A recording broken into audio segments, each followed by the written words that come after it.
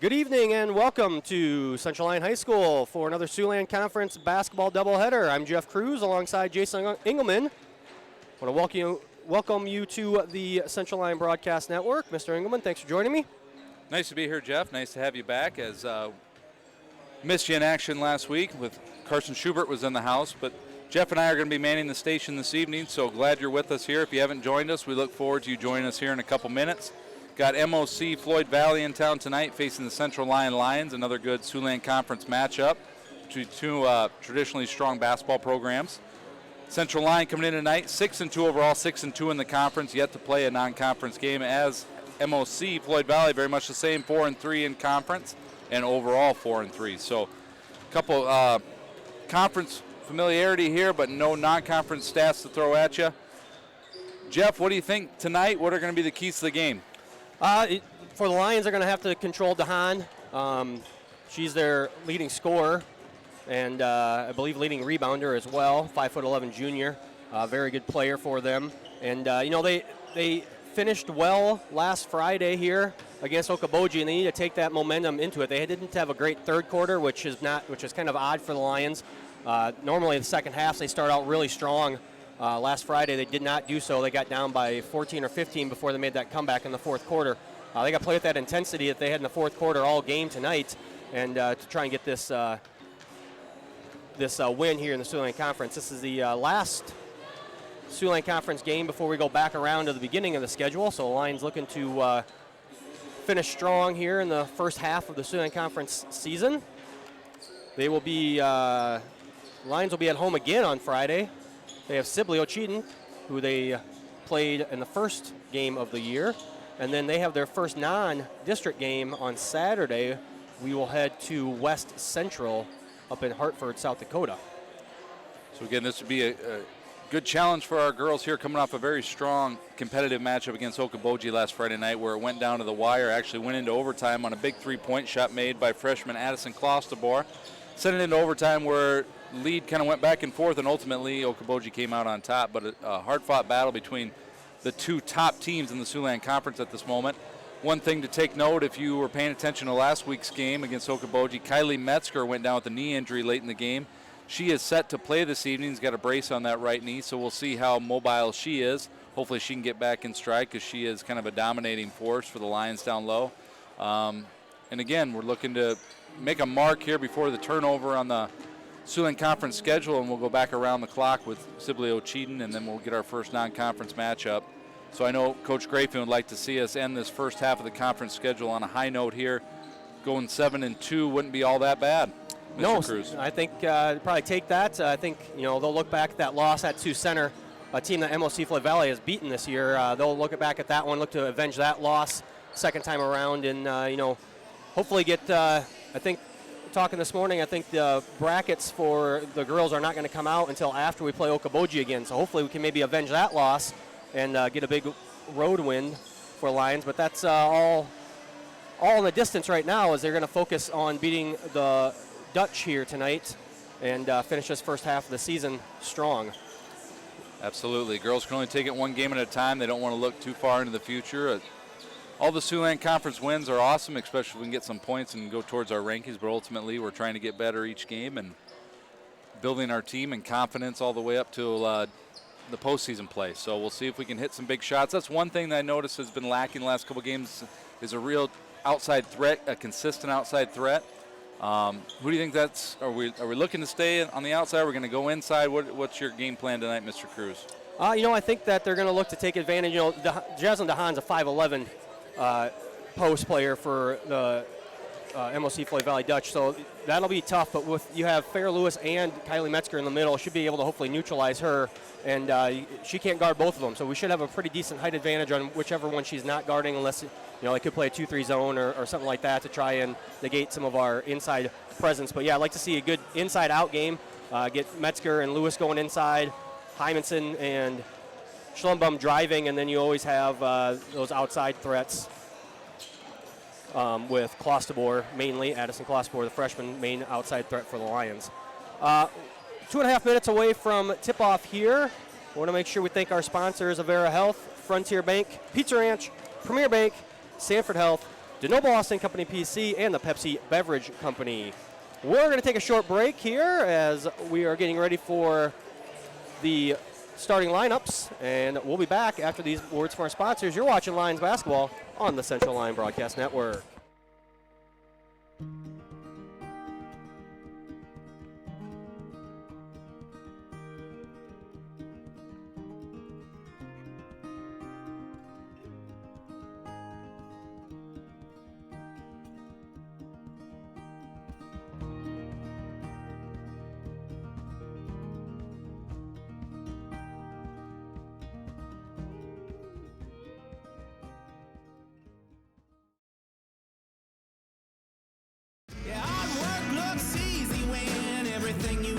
Turns gold. I was made for this. I was made for this. I was made for this. Outside the room is amazing. Check out his smile, but I was made for this. Kiss your rose and I'm making I was made for this. And we're back here at Central Lyon High School. Minutes ago here, we'll take a little look at some stats on some comparisons here. MOC-Floyd Valley comparing to Central Lyon here. The points, the Dutch are averaging 47.6 points, Lyon 61.5. Field goal percentage, the Dutch shooting just 36% from the field. I'm sure Coach Hilbrand's will be looking to improve on that tonight. The Lions shooting 47.7% from the field. Rebounds, Lions hold a slight edge there, 32.4 to 30.6. Assists almost even, 14.6 for the Lions to 14 for MOC-Floyd Valley. And steals, 10.5 are the Lions averaging, and 9.6 steals per game for the Dutch. Dutch are coached by Tanner Hilbrands. Their upcoming schedule, they'll be at Lamar's on Thursday for their first non-conference matchup of the year. And then they will be back at home this Friday versus West Lyon.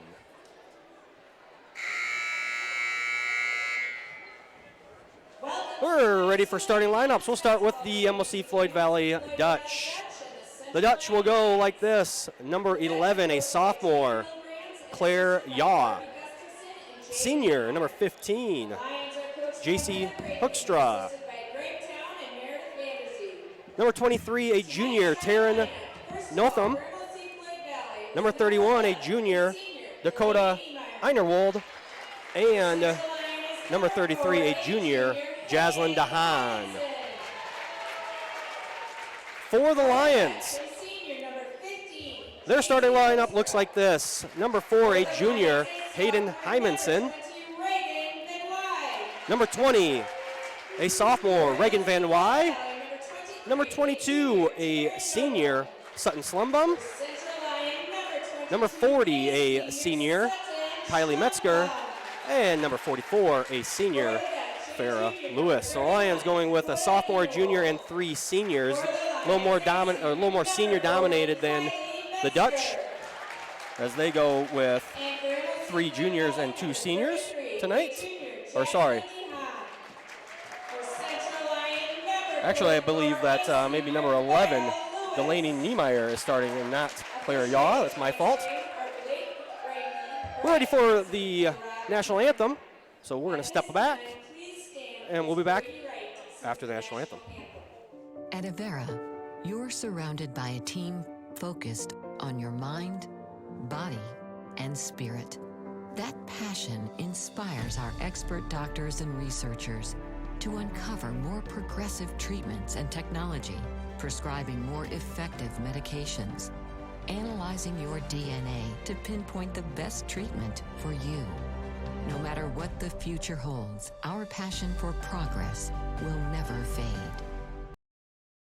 Small town values will never fade.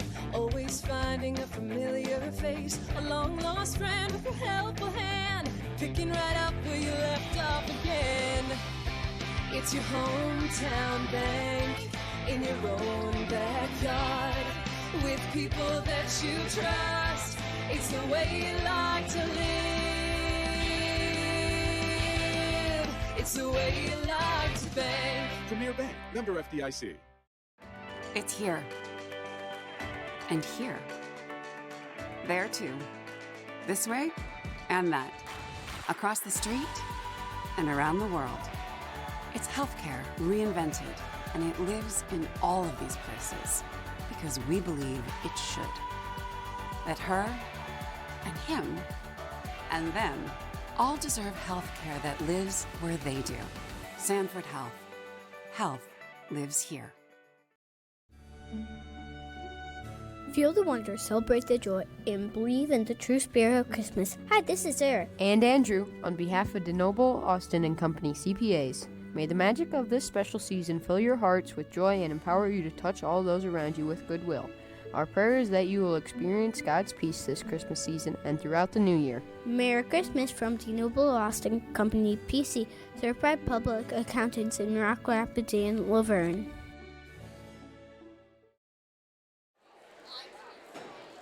And welcome back to Central Lyon High School. As starting lineups have been announced, anthem has been sung, and we are ready for action. Thank you for joining us again tonight. We're here at Central Lyon with MOC-Floyd Valley. About ready for tip-off here as we got number 33, DeHaan, going against Lewis at center circle. Gotta love those nice bright white numbers the Dutch have. Make it easy for us to spot them from up here. That'll make it a little bit easier for us. Our eyesight isn't what it used to be. No, that happens, I guess. MOC controls the tip. We got number Niemeyer up top. Over to DeHaan. Looking to pass it along the perimeter. Back to Niemeyer. Over to number 15, Hoekstra. She drives lane, left-handed, off the backboard and in. The Dutchmen take the early lead. Good drive there by Niemeyer. Find that crease in the zone. Slumberman with a nice pass inside to Van Wy, who kicks it back out to Hymanson in the corner. First three of the night is no good. Offensive board by Metzger. Again, coming off that knee injury. Good to see her out there in the starting lineup. A scrum on the floor for the ball, and Lions will come up with it on the jump ball call. And they'll take it out of bounds baseline.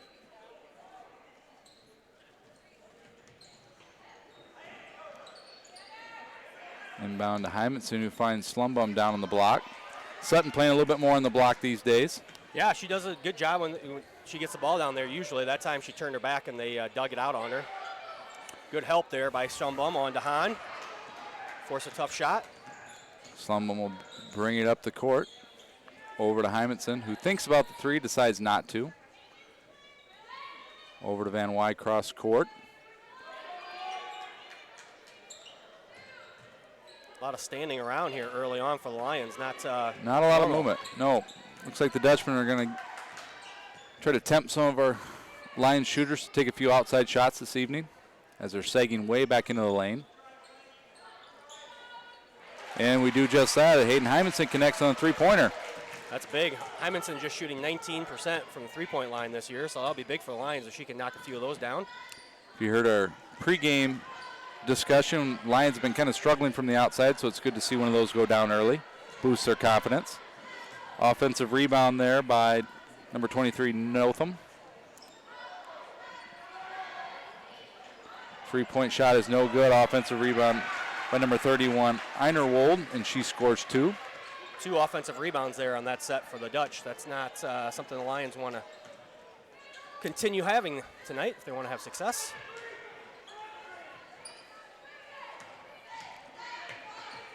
Hymanson running baseline, looking for another shot. Drives, is cut off by the Dutch. Throws it back up. Good save by Sutton Schlumbum. Back out to Hymanson for three. And there's her second three-pointer. Boosts the lead to two. Maybe the trick for Hayden to knock them down is just for MOC to say, here, go ahead and shoot them, because that's what they've been doing so far. They're definitely sagging off the perimeter. We'll see if that continues throughout the game. If we keep knocking those down, I highly doubt that. DeHaan gets her first two-pointer. She again leads the Dutch in scoring as a junior, 5'11 junior. 42% from the field this year. Slumbum drives. Nice cut by Reagan Van Wy. Missed the layup. Gets her own rebound back up. No good. Lewis with an offensive board, and she'll get the putback. So again, a little taste of the Dutchman's own medicine there with an offensive rebound and put back by the Lions. And an early turnover here by 15 Hoekstra. As we get our first substitutions of the game, Davis and Klostebor in, Lewis, Van Wy out for the Lions. Wholesale substitution here for the Dutch as 5 Grondijk comes in, 13 Yaw comes in, and 43, I believe, Baumgars. So both teams going deep in the bench here early. Klostebor from 3. She does not connect. Rims out. Rebounded to Hahn, who Dutchman looking to push. Sorry, that's 45. Swart, who is in for the Dutchman, not 43. Miss layup down low. Hymanson corrals it. She's looking to put the pressure on the Dutchman, and she does with a layup. That's 8 early points for Hayden Hymanson, who is also the Lions' leading scorer at 17.3 a game. Yeah, that's the game the Lions want to play, the up and down tempo type of style. Lions in a man-to-man defense. Good steal and anticipation by Kylie Metzger, who usually doesn't take it coast to coast, but she does. And gets the layup to go and the foul, going for the traditional three-point play. Yeah, nifty moves there by the post as Kylie got the steal. I don't think DeHaan was looking for that pass, and Metzger just steps right in front of it. Takes it 3/4 court for the bucket and the foul. It's nice when you can have post players who feel comfortable bringing the ball down like that. Can convert in the open court. She sinks the free throw, and then she's going to take a quick break as Farrah Lewis checks back in.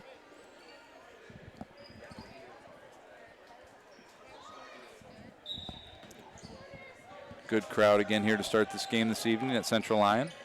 Lions are going to apply some full court pressure. Kaylee Davis is going to pick up an early foul. That's the first on the Lions, her first. Van Wy checks in for Schlumbum. Again, this is something we haven't seen consistently from the Lions, is this full court pressure, which could be a big factor here. It's something they did at the beginning of the season very well, as we are kind of a deep team.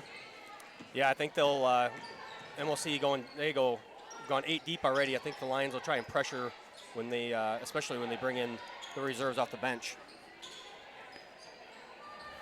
Number 5, that's Grondijk on the outside, gets it down into DeHaan. Grondijk again. Over to Yaw. Baumgart's into DeHaan, who loses her footing. Ball's loose, Lions pick it up. Van Wy drives, kicks to Hymanson. No good. Her heat check. Yeah, that would have been a good 3 for 4 start there for Hymanson, but even 2 for 4 is a nice start at the 3-point line. And we got an early timeout here by the Dutchman. The score currently, Lions 13, MOC-Floyd Valley 6, with 3 minutes left to go in the first quarter. We'll talk about our upcoming events here on the Central Line Broadcasting Network during this 30-second timeout. We'll be back on the air here from Rock Rapids on Thursday, this Thursday, January 9th. We have a double duel. Central Line George Little Rock Wrestling versus Hinton and West Sioux. We'll be on the air about 5:45 for that. And then Friday, January 10th, basketball versus Sibley Ocheyedan. 6 o'clock start time for that. And then we're off for a week, and we're back on Tuesday, January 21st, for another basketball doubleheader versus Rock Valley with a 6 o'clock start time. Also, I want to remind all of the Central Lyon fans and parents that tomorrow we have a 1 o'clock dismissal day for teacher collaboration. And on Friday, we will have a WAC Taco John's tailgate feed, this Friday from 5 to 7. So as much as you like listening to us on the air, make sure you get out here and support the tailgate. Also support your Lions here in person. That's right. It's always good to, if you can make it. Always good to get here and see a game in person. Always have good crowds here in Rock Rapids. Hymanson's going to bring it up the court. She's out there with Sutton Schlumbum, Reagan Van Wy, Farrah Lewis, and Kylie Metzger. Starting 5 back on the court. Again, the Lions have opened things up with a few three-pointers, a few inside baskets. Down to Lewis, who's got great position. Rims out. And we'll see a look to push. Good anticipation by Hymanson, who jumps in the passing lane, goes up for the layup. She is fouled. Basket is no good. She's going to go to the line for 2. On the season, Hayden Hymanson shooting 74% from the free throw line, so we look for her to connect on at least one of these, if not both. Both would be good. Both would be best, yes. Hayden does a great job when she gets the ball in open court there. It's a 1-on-2, but she forces the defense to kind of turn and not be able to stop her out top and take it all the way down, either get in the basket there, or in this case, she gets fouled. Yeah, Hayden does a good job attacking that basket. Always see when her defenders are pedaling backwards, she takes advantage and knows how to use her body, getting into the lane and absorb the contact, and also putting up a good shot most times. Yeah, a lot of those go in for and one type of situations. Again, the full court pressure kind of getting to the Dutchman a little bit. They do secure it after it was loose on the floor. Niemeyer for 3, no good. Lewis with another rebound. Lions look to have an advantage here, but they're going to pull the ball back out. Good find by Hymanson, who sees Van Wy down low. Basket no good, but she's fouled on the play by number 45, Sophie Swart. And Reagan will go to the line for 2. Good job there. Lewis secured the rebound, outlet pass, and Lions are out and running again as they have a 9-point lead here with 2 minutes left in the first quarter. Van Wy's first free throw is no good. So the Dutchman make a substitution with Jocelyn DeHaan entering the game, as well as Taryn Notham. Again, we got a 15-6 advantage here for the Lions. Come out of the gates, shooting the ball pretty well and applying some good defensive pressure early.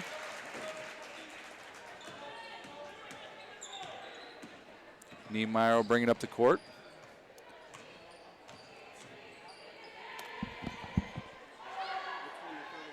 .31 Einerwood, no good. Hymanson secures the rebound. She looks to push.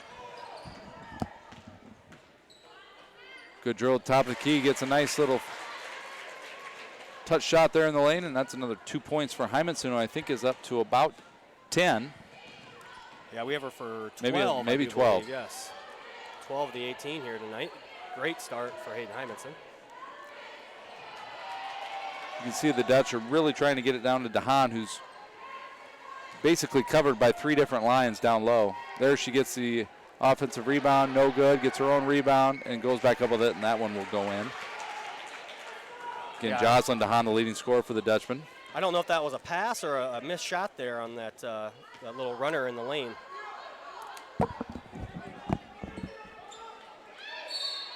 Good high-low action. Lewis to Metzger. Metzger converts, and she's going to be fouled going to the line, try to earn her second 3-point play. Again, a nice combination to have both Farrah Lewis and Kylie Metzger, both seniors, both played a few years together, obviously, here on the varsity floor, know each other as far as spacing and what they can do on the court. And when they get that high-low action, it tends to work pretty well for the Lions, especially when they have a height advantage like they do this evening. Kylie's going to go to the line where she's already converted 1 3-point play. Again, it's nice to see Kylie back out there after kind of a knee injury that took her out of the last couple minutes of the Okoboji contest on Friday. Davis drives, no good. Rebound by MOC. Notham will bring it up. Picks up her dribble. She passes inside to DeHaan. Again, doubled quickly. And Einerwold will sink the 3-pointer. Cut the Lions' lead to 9, 20-11. Central Lyon on top with just over 37 seconds left to go in the first quarter. In for the first time is number 30, Brooklyn Kroll for the Lions. Good ball movement here as they pass around the top of the key. Kroll for 3, and nothing but net from the left-hander. Yeah, good ball movement there by the Lions to set Brooklyn Kroll up for the wide open 3-pointer. Again, with this full court pressure, look to see a lot of bench players being used, a lot of rotations here by Central Lyon. Get fresh bodies out there.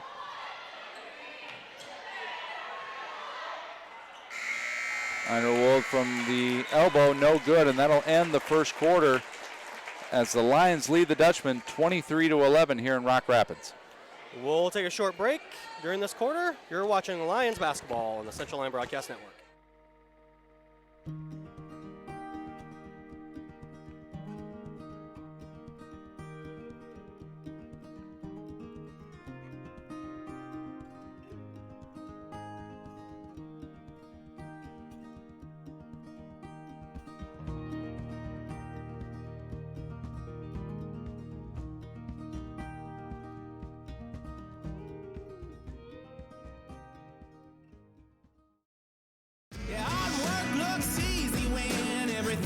touch turns gold. I was made for this. I was made for this. I was made for this. Last time the rhythm was amazing. Jackpot smile, but I was made for this. Kiss your rose and I'm making I was made for this. And we're back here at Central Line in Rock Rapids as the Lions host the Dutchmen. After the first quarter, we got a score of 23-11, advantage Lions. Strong first quarter by Hayden Hymanson. I think she, unofficial scoring here, I think she has 12 points. And the leading scorer for the Dutchmen, Einerwold, with 5. Dutchmen will start the quarter with the ball. Looking to make a few adjustments on offense as Lions have played some tight man-to-man defense with some full court pressure at times. Schlumbum gets the miss from Niemeyer, and she'll bring it up the court, looking to push, drives right, and we're going to have a foul on the play. That foul will go on Taryn Notham, the junior. That'll be the 5th foul for the Dutchmen. First foul on Notham. Again, Hayden Hymanson with the hot hand for the Lions. She's going to get a look here from the corner. Decides to drill baseline. Finds a cutting Reagan Van Wy for the for the right-handed layup. Good cut by Van Wy. Even better pass by Hymanson to extend the lead to 14 for the Lions. Yeah, Hymanson saw that coming from the way top of the key. Saw Reagan cutting, looked her off, gave her the nice lead pass for an easy bucket for Reagan Van Wy. No, it's early in the game, Mr. Cruz, but what do you think so far of the defense being played by the Lions, especially down low on Jocelyn DeHaan, the leading scorer for the Dutchmen? They're doing a great job of, they're running girls at her from behind, which is really helping. They're trying to face or get in front of her and then run from behind, I think, which is really causing the Dutch some fits because we're essentially doubling, but they're forcing a hard entry pass as well. Good cut by block. Good cut by Hymanson. Yep, comes up a little bit short after the block from DeHaan. There's that dump down to DeHaan, and where that other defender was not able to come down. Lions a little late getting back on defense, and that's going to lead to an easy score there. But as you said, I think they're doing a good job of sending that back defender over for help, which is causing a lot of issues on offense for the Dutchmen. Schlumbum for 3 from way downtown, comes up a little bit short. Looks like we're going to have a blocking foul here on number 22, Sutton Schlumbum. Yeah, I think she got a block with the left hand and a push with the right arm there.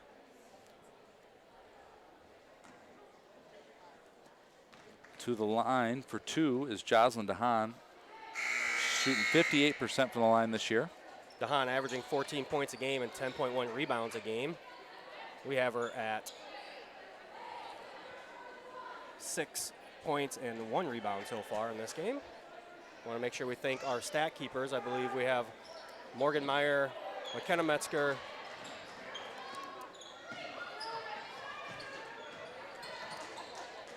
helping out down there. Mariah Gerlman's down there somewhere. Yep, Mariah's down there too. So those we got 3 8th grade girls helping us do stats tonight. Not an easy job, but they do a real good job of sitting in there for us. Every game they get even better. And we got an out of bounds here off Van Wy. It'll be the Dutchman ball. Dutchman basketball. Score remains 25-13 in favor of the Lions with just over 6 minutes remaining here in the second quarter. Lions again applying the full court pressure, trying to speed up the Dutchmen, who again are looking to get the ball in down low and take advantage of some post play. Kayla Davis making Niemeyer work hard there on the top of the key. Drive by number 15, that's Hoekstra. She comes up a little bit short. Rebound secured by Metzger. Hymanson looking to push. No numbers. Got lucky there, kind of absent-mindedly passed it off to her right where Addison Klossberg was not ready for it, but it happened to go off the Dutchman's shoes. The Lions got lucky there. Could have easily been a turnover.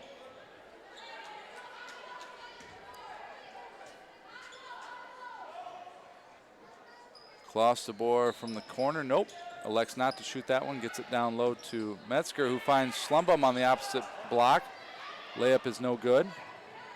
think Sutton actually got too far down low there. She had too good a position. She ended up right underneath the basket with no angle there to make that shot. Again, we mentioned this earlier, kind of unfamiliar territory for Sutton, who's been predominantly a guard or a wing. But she gets good position down there, knows the game really well, so it's a good, easy transition for her, but yet just a little bit too far into the basket. Yeah, they take Lewis or Metzger out, and then we put Sutton down low. We still want to run 2 post and go high-low offense. So she's getting a lot more playing time there. Hymanson looking to drive middle, cut off over to Davis. Davis down low to Metzger, who's got good position, but is blocked by DeHaan. Again, she's now got a couple blocks on the night. You can see on offense, MOC is kind of pushing us out towards the top of the key. The baseline is available for a short period of time if we can get that cross-court pass. But we've been stuck on 25 here for a while, Mr. Cruz. What do we need to do to get the offense going again? Yeah, I think you're right. Take that baseline and then either take the quick jumper or look for a post cutting down the lane when that you get that backside baseline drive. Oh, we got a backside block there by Klosterboer on DeHaan, who had a nice pick and roll move. And the pass is a little bit too hot for Kylie Metzger to handle. The ball's going to sail out of bounds, and it's going to go back to the Dutch here with 4.5 left in the second quarter. Yeah, great block there by Klosterboer from behind. If we hadn't said it yet, the head coach for the MOC Floyd Valley Dutchmen is Tanner Hillbrands, and the head coach for the Central Lyon Lions is Heather Grafing, assisted by Greg Town and Meredith Vanderzee. DeHaan down low for the 2-point basket, and it's up and good. She's catching a little bit of fire. Yeah, the Lions need to maybe put a little more ball pressure on there, make that entry pass a little harder. You're going to front the post and run some from behind. You still got to have good ball pressure to make that as tough a pass as possible. And from our vantage point, it appears the Dutchmen have gone into a 1-3-1 defense, again pushing us out to the top of the key. So again, we might have to hit some outside shots here. Hymanson drives, no good on the bank shot. Rebound by MOC Floyd Valley. Yaw drive, she's going to get fouled. Got no shot on the play. We're going to take the ball out of bounds here. Let's see who the foul is on for the Lions. 4-0, I believe that's Kylie Metzger. That'll be the 5th foul on the Lions. That'll Kylie's first, and we'll get a timeout on the floor with 3:42 left in the second quarter. Lions ahead of the Dutchmen, 25-18. What do you got for us, Mr. Cruz? Any reminders? You bet. Always have some reminders. Basketball knowledge you can shed on the viewers this evening? We'll go with some reminders here at the moment. We got to make sure everyone reminds. If you're watching right now, make sure you subscribe to our YouTube channel. That way you know when we go live with videos or when we upload videos. You can also follow Central Lyon on Facebook and Twitter to keep up on all the latest news. Want to remind everyone that tomorrow is an early out day. Also remind everyone that there was a schedule change next Friday. The 17th will also be an early out day, a 1 o'clock dismissal. That is not on the calendar, so make sure you add that to your calendar, all you Central Lyon parents at home. Get out there and support those wrestlers who are having one heck of a season. They'll be, we'll talk a little bit about that on Thursday, but yeah, the wrestlers will be in Brookings on that Friday the 17th.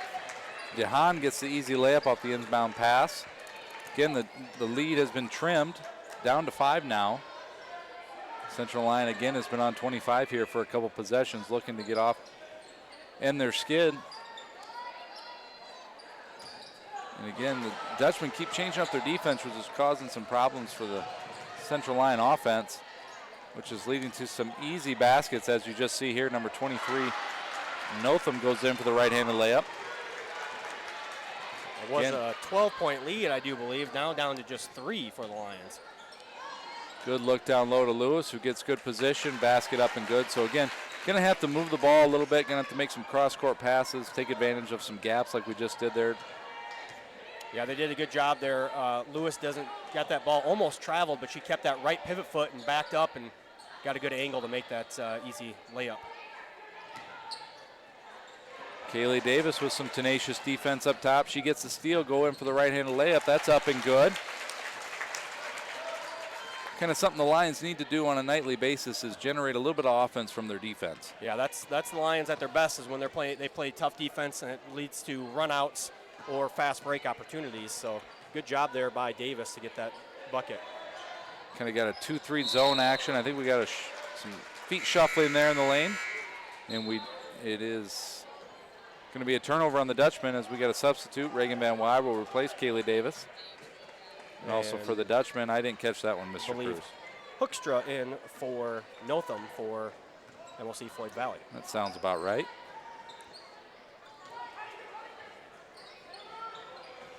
Again, Lions looking to exploit this zone defense. If you see what we're seeing at home, kind of that baseline cross corner passes is an option for the Lions at this point. Gonna have to maybe hit an outside shot, penetrate some gaps, or throw that over the top pass to Lewis if she can get position on the opposite end like she just did.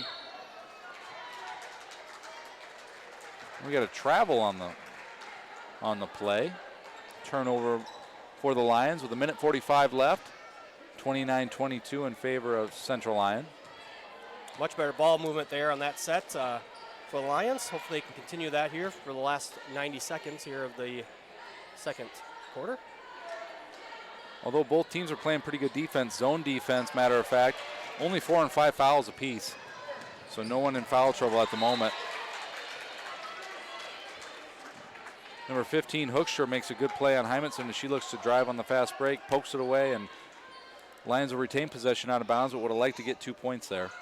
Yeah, I think if Hymanson stays on her left, she either has the layup or has the assist for as Van Wy was coming on her right. Lewis buries DeHaan in the lane, and she's going to get fouled as she turns around for the 2-point attempt. Farrah Lewis will go to the line. She's shooting 75% on the year. Very good job by Farrah to gain that position on the down below the block.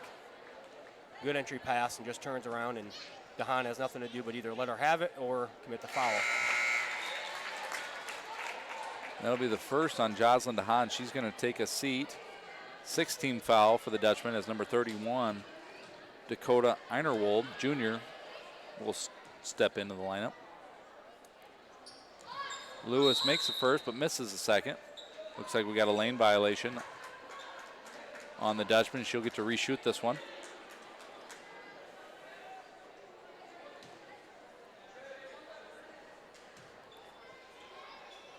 So kind of a freebie here, another free throw. And that one's up and good.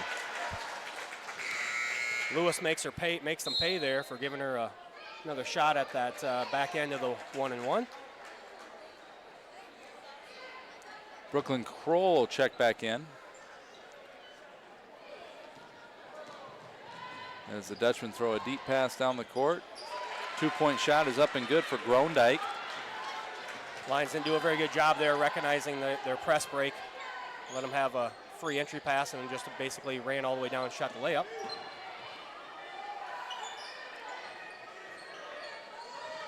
Again, Lions will pass it around the perimeter, looking for any gaps in this zone defense or an open shot on the perimeter. Hymanson drives middle, good pass from Slumbum. We're going to have a foul. I believe it's going to be on number 31, Dakota Einerwold. And it is. Hymanson's going to go to the line for a pair. They actually called that on number 13, Claire Yaw. Her second foul of the evening.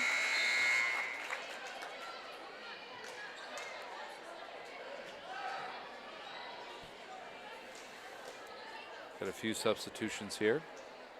We got 45 seconds left in the second quarter. One good thing for the Lions here, I mean, they obviously have an 8-point lead, but also 4 fouls, I believe, 1 on 4 different people. So no foul trouble at all for the Lions, and really none for the Dutch either. Lions throw on this quick full court pressure, trying to trap in the corner, and they get a tip ball. It's going to go out of bounds off the Lions, but good pressure defense, something that I know a few of our fans would like to see a little bit more consistently, but it kind of depends on your matchups. Yeah, they did a good job there. Unfortunately, Schlumbum and Van Wy almost ran into each other there. They probably both could have had that steal if it was just one or the other. Pick coming there for number 11 for the Dutch. Niemeyer for 3. That's up and good from the corner. She's got a couple of those this evening. Got 20 seconds left here. See if the Lions will close it out with the last shot. Lead is 6 at the moment, 33-27.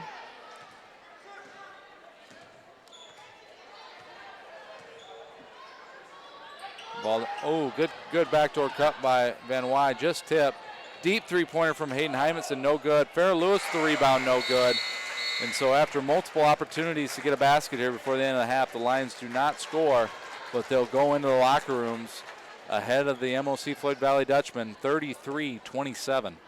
Yeah, good, very good first quarter for the Lions, and not a great second quarter, but they did maintain that lead and actually expanded it here.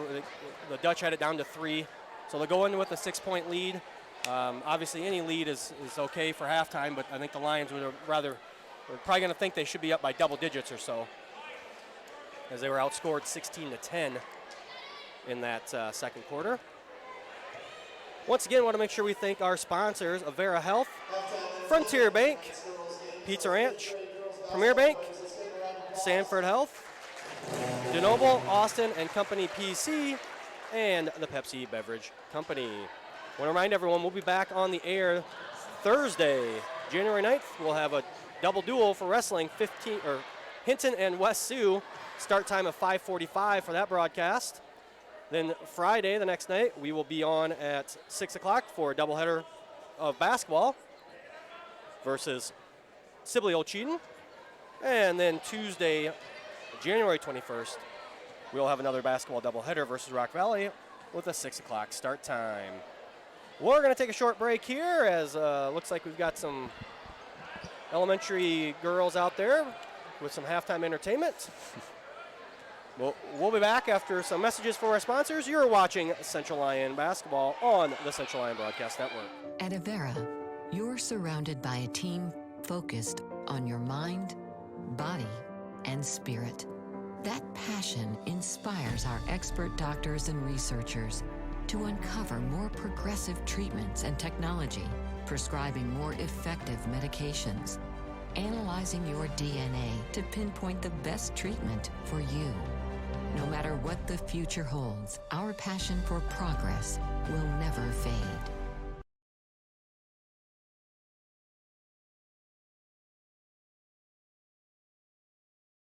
Small town values will never fade. Always finding a familiar face, a long lost friend with a helpful hand, picking right up where you left off again. It's your hometown bank in your own backyard, with people that you trust. It's the way you like to live. It's the way you like to bank. Premier Bank, member FDIC. It's here. And here. There too. This way and that. Across the street and around the world. It's healthcare reinvented, and it lives in all of these places because we believe it should. That her and him and them all deserve healthcare that lives where they do. Sanford Health. Health lives here.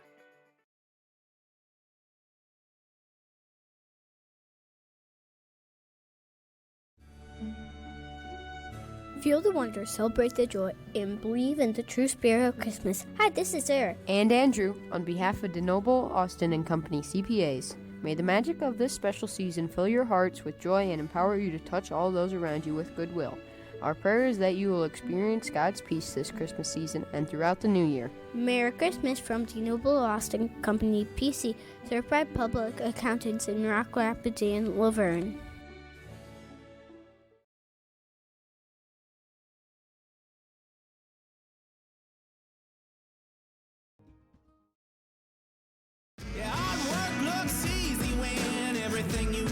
Turns gold. I was made for this. I was made for this. I was made for this. Last time the room was amazing. Jackpot smile, but I was made for this. Kiss your rose and I'm making I was made for this.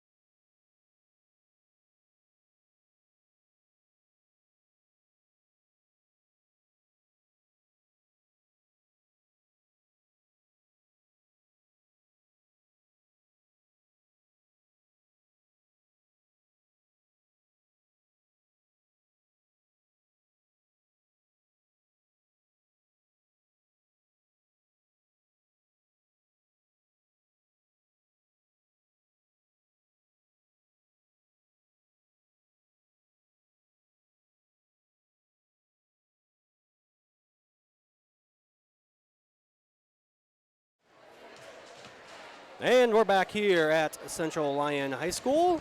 Under a minute to go here at halftime. Some halftime stats for you. Team stats. Lions shooting 39% from the field, 11 for 28. MOC-Floyd Valley shooting 55%, 12 for 22. Three-pointers, Lions 3 for 8 for 42, 43% that is. MOC-Floyd Valley 3 for 8 for 38%. Lions are 8 for 10 from the free throw line, while MOC is only shot 2, and they've missed both of them, so a big advantage there for the Lions. That's basically what their lead comes down to. 16 rebounds for the Lions, 13 for MOC-Floyd Valley. 4 turnovers for Central Lyon to 8 for the Dutch. And 17 fouls on MOC-Floyd Valley during that first half, and 2 just 4 for the Lions. So Lions with a 6-point lead here, Mr. Engelman. Looks like they will start with the ball as well, trying to come out with a quick start to this second half.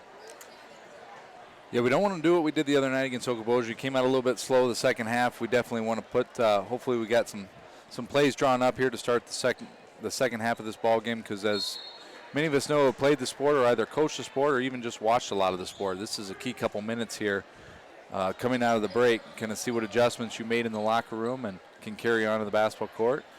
Lions are going to go down low immediately to Lewis, who puts the ball up, and it's no good. I think we're going to have a travel on the play, though, as the Dutchmen look to get the ball up the court rather quickly. DeHaan did a great job there of just staying straight up. Didn't really lean into Lewis or put her hands down at all to cause that no call there. Ball passed in, knocked out of bounds by the Dutchman. Lions will maintain possession. Got the leading scorers for the Lions, Hayden Hymanson with 14, and Jocelyn DeHaan with 10, as Mr. Cruz alluded to, a big statistical discrepancy in the free throws, which is kind of where the Central Lyon got their lead from. Quite a few more free throws shot, obviously more free throws made. Neither team in real big foul trouble, so that's good for both as they head into the second half. And right on cue, we have a foul for the Dutchman. That's going to be on number 23, Taryn Notham. Her second, team first. Slumbum at the line for 2. Sutton's first one is no good off the front iron. Sutton shooting free throws at just over 55% on the year.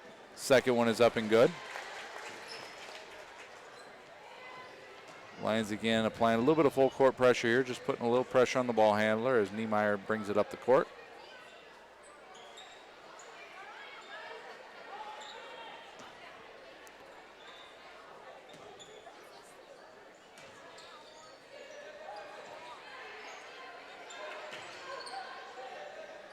Cross-court pass, number 15. Hoekstra pass it again back to the corner for Notham. Three-pointer up and no good. Lewis controls the board. Lions looking to push. No numbers. Slumbum to the lane. Hand off to Hymanson for the floater. No good. And we're going to have the ball out of bounds off Metzger. MOC-Floyd Valley basketball. So, Mr. Cruz, what do you think Coach Grafing was preaching in the locker room to these Lion ladies as they came out for the third quarter? I would say probably defensive intensity and do a better job with ball pressure on those entry passes to DeHaan, as they're trying to high-lower, double teamer basically, and but they're letting the guards get too easy of entry passes. Sounds good to me. Let's see if we can execute. Yeah. Dutchman back out in kind of a 2-3 zone look again, and Hymanson's going to pick up where she left off early in the first quarter with another three-pointer. That's her third of the evening. Got 15. Hoekstra goes in for the layup. Basket no good. Davis will check in for the Lions, as will Ya for the Dutchman. Again, if we can hit some of those outside shots, Mr. Cruz, I like our chances here in the second half. Yeah, the Dutch are doing a great job with Metzger and Lewis on double teaming and running girls at her. So if we can knock down some three-pointers, it should clear the lane up a little bit for them as well. Lewis from the elbow, just short, rebounded by Notham. Over to Niemeyer, just out of her reach, and that'll sail out of bounds. Central Lyon basketball. Good job by Davis there. Her instincts, she reached for that ball for a second there and then let it go out of bounds. I think one thing that's been pretty consistent this year, at least on defense, Kaylee Davis is very good, not only on the ball but off the ball, applying pressure to the guards, making it rather difficult for most Siouxland Conference teams in their wings to get their offense going, also get the ball down low to most of their posts. Yeah, she's not, probably not averaging as many points as she probably wants to, but she plays great defense night in and night out here for Lions. DeHaan with a nice catch and layup for 2 as she adds to her point total. She's now at 12, MOC with 29, and they trail by 8 to the Central Lyon Lions. Just over 5 minutes to go in this third quarter. Davis drives, looks to kick. It's tapped away. Scramble for it. And it's going to end up being a foul on number 22, Sutton Schlumbum. That'll be the first on the Lions, and I believe the second on Sutton. Can't fault them for going hard after that loose ball, Mr. Cruz. Nope, can't fault the effort there by Sutton, which is normally the case, as Sutton usually plays 100%. Sometimes gets into foul trouble. Tonight, not the case, doing a good job of staying out of foul trouble, just her second foul, and still playing very good defense. Baseline drive by number 13, Yaw, and she gets the basket off the window. Very good body control there. As she looked like she was almost going to be out of bounds, but she jumped back underneath the basket. Kick to Davis. Bounce pass in, intercepted by Notham. She'll bring it up the court. Nobody's going to stop ball. Pass to Einerwold, back out to Notham. Niemeyer for 3. That's short. Rebound by number 23, Notham. She's kind of been everywhere on this possession. And Hymanson will control it. And we have a foul on the rebound. That'll be on number 31, Dakota Einerwold.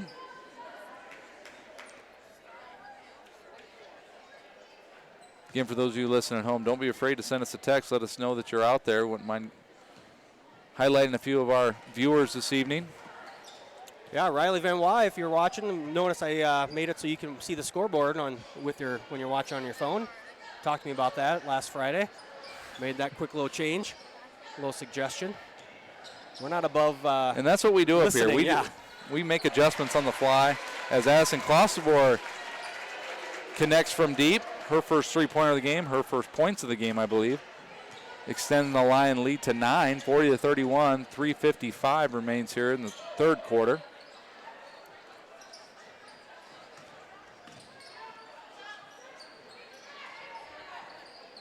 Einerwold from the corner passes to Notham. Gets it over to number 13, Yah, who drives baseline. Almost like deja vu from about 2 plays ago, but she does not connect here, but is fouled on the play. She'll go to the line for 2. Let's see who that foul's on. That'll be on number 20. Reagan Van Wy, her first, team second. Yeah, Reagan kind of stayed straight up, but she got in the air. I think she bodied her when she went for the basket there. First one up, no good. We got quite a few substitutes coming in the ball game for the Lions. Number 22, Schlumbum, will re-enter, as will 44, Farrah Lewis.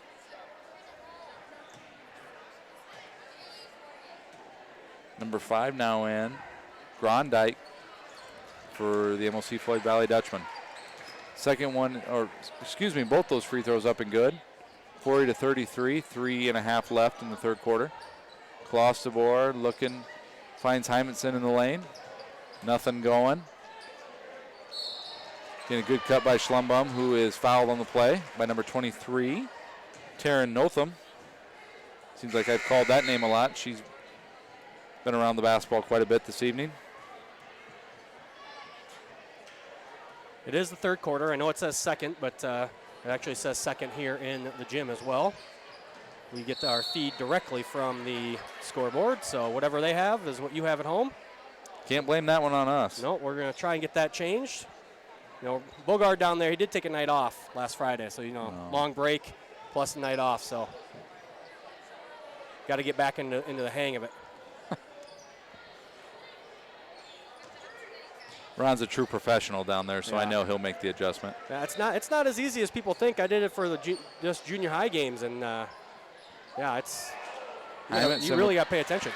Hymanson with the missed layup. Lewis gets the offensive rebound. She's going to be fouled on the play. She'll go to the line for 2, where she again is shooting 75% on the year. A good free throw percentage. Nailed 2 earlier this evening.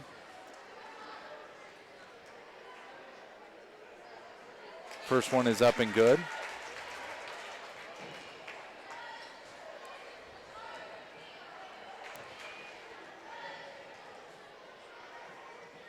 And second one is good as well. 4 for 4 from the line tonight for Lewis. Again, Lions with a big advantage at the free throw line this evening. Full court pressure is applied, and it's going to be out of bounds off the Dutchman.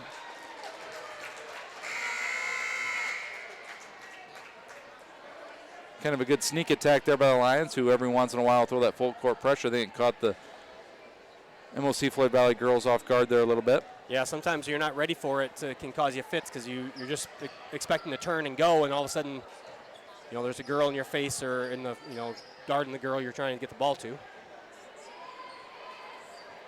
Lions looking to extend their lead to double digits here. Davis over to Van Wy. Back to the top of the key. Hymanson will set it up. Ball screen. Defenders falls over. Hymanson misses a 3, rebounded by Yaw. Oh, sorry, not Yaw. That is Grondike. Nice take there by Yaw, though. That's Yaw.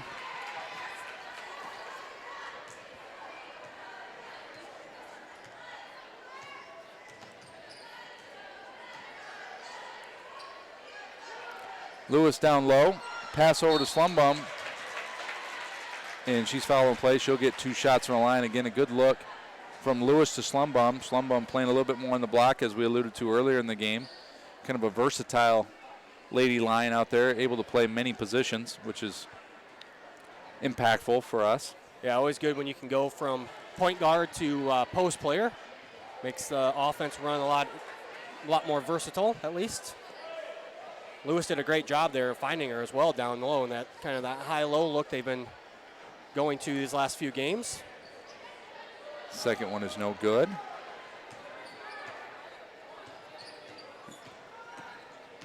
Yaw drives middle, finds Grondike for 3. That one is no good. Rebound by number 45. That's Sophie Swart, senior. She's fouled on the play. Basket no good, but she'll go to the line for 2. Third foul on Schlumbum. So that could potentially be a factor here as we close out the third quarter. Sutton, who had a little bit of foul trouble last Friday against Okoboji, didn't get to play in the overtime period, which kind of hurt the Lions down as they lost by 3 points to the Siouxland Conference leaders, the Okoboji Pioneers. And undefeated and ranked 9th, I do believe, in Class 3A Okoboji Pioneers, who are having a great season. Swart misses the first one from the line. Her second attempt is up and good.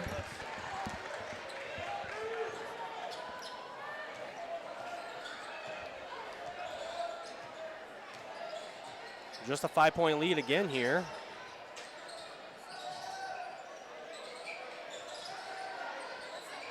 Lions throwing it around the perimeter. Seeing what the Dutchman will give them as they are in their zone defense, trying to, again, take away some of our inside game. Hymanson for 3. That one is short.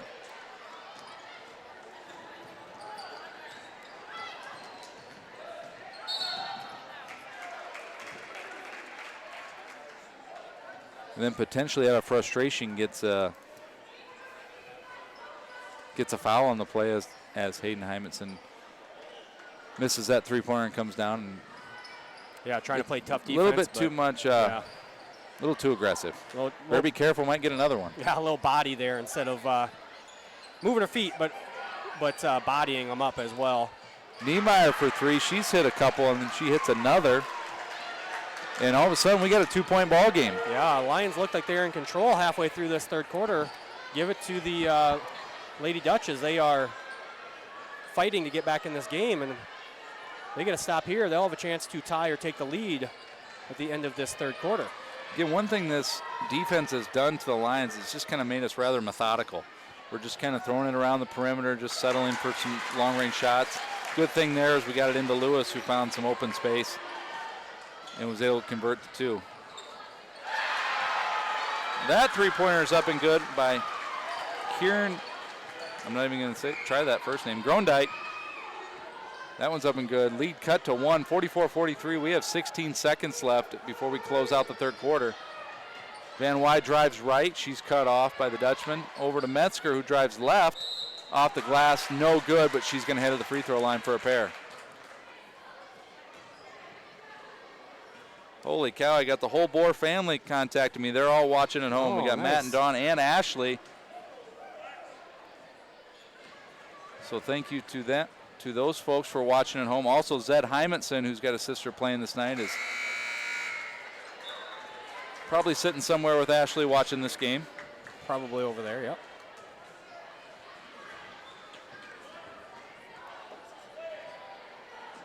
So thanks for tuning in tonight, Bohr family.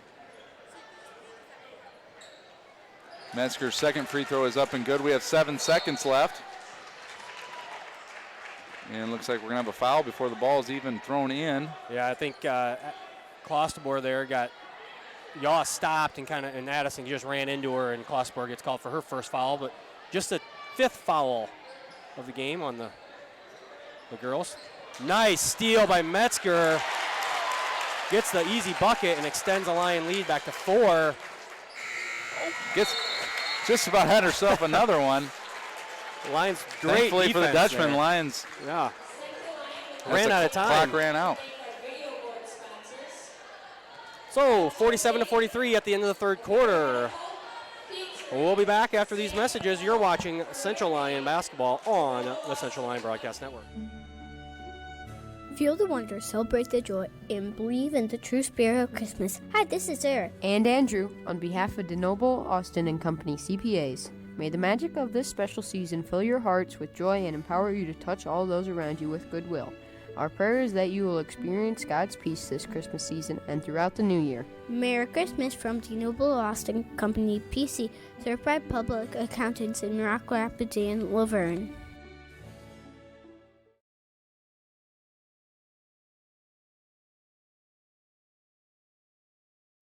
It's here. And here. There too. This way and that. Across the street and around the world. It's healthcare reinvented, and it lives in all of these places because we believe it should. That her and him and them all deserve healthcare that lives where they do. Sanford Health. Health lives here. And we're back here in Rock Rapids, Central Lyon Gymnasium.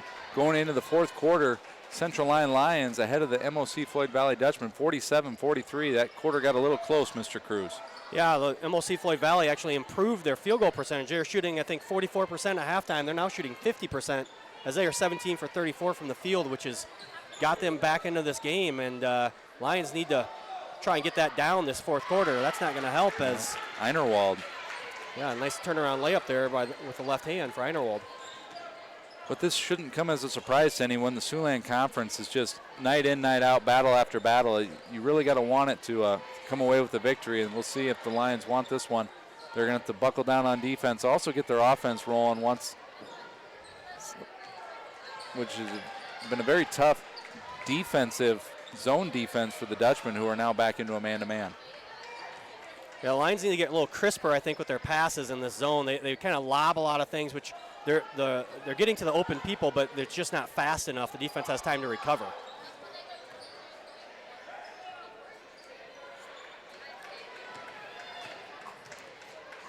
Slum bum over to Van Wy, again a little.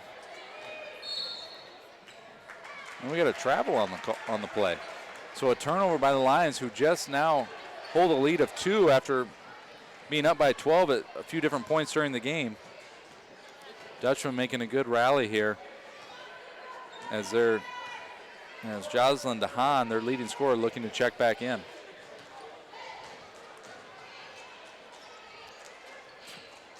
Grondike from the top of the key. She throws it into traffic, and Hymanson will come away with it. She'll weave in and out of Dutchman defenders, looking to set up the Lions offense. Again, nothing going.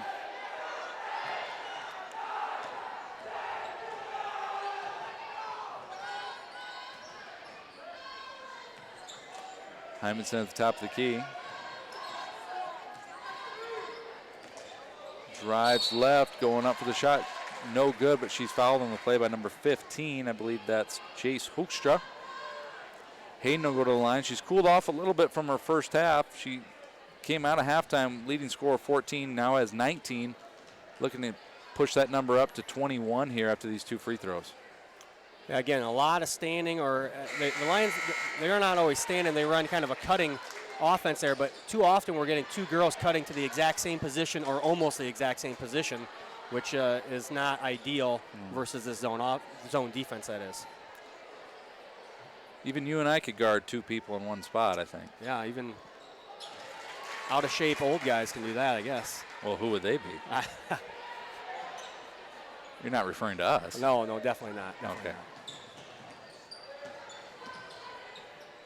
Not. Lion lead up to 4, 49-45, 6 minutes exactly in the fourth quarter. Niemeyer's hit a couple threes in this ball game, has the ball up top. Drive here by number 15, Hoekstra, no good. DeHaan with the rebound, she kicks out to Notham. Again, Lions need a few stops here, and before they can get one, there's going to be a timeout on the floor for the MOC-Floyd Valley Dutchman. So, Mr. Cruz, what are you thinking here? We got a little over 5.5 left in the fourth quarter. Lions are going to have to obviously get going on defense, but also on offense. We've talked about kind of a stagnant offense for a little bit. What are you thinking? I'd like to see, well, obviously you'd like to see the defense create some offense, but, if we can't do that when we get into our half-court sets, maybe some more called plays for one girl, maybe trying to set up a three-pointer or maybe a pick-and-roll type of situation. You can still, a lot of times you can still set screens and run a lot of your regular man-to-man offense even when you're facing a zone defense. You don't have to abandon your set plays. So Lions, but like you said, you got to start. You can't, you don't allow them to score. Your 4-point lead is good enough, but we'll see how they can do this last 5:41. You'd like to think with the amount of substitutions we've had tonight that we got a lot of fresh bodies yet, not only on the floor but on the bench, ready to come in and put in max effort, as Kaylee Davis is doing here on the ball. Again, applying a lot of pressure. Notham on cross court. She's going to go into the lane, pass out to Grondike for 3. That's up and good. That cuts the lead to 1. 49-48, 5:15 remains in the fourth quarter here at Central Lyon. As we got a close one here tonight.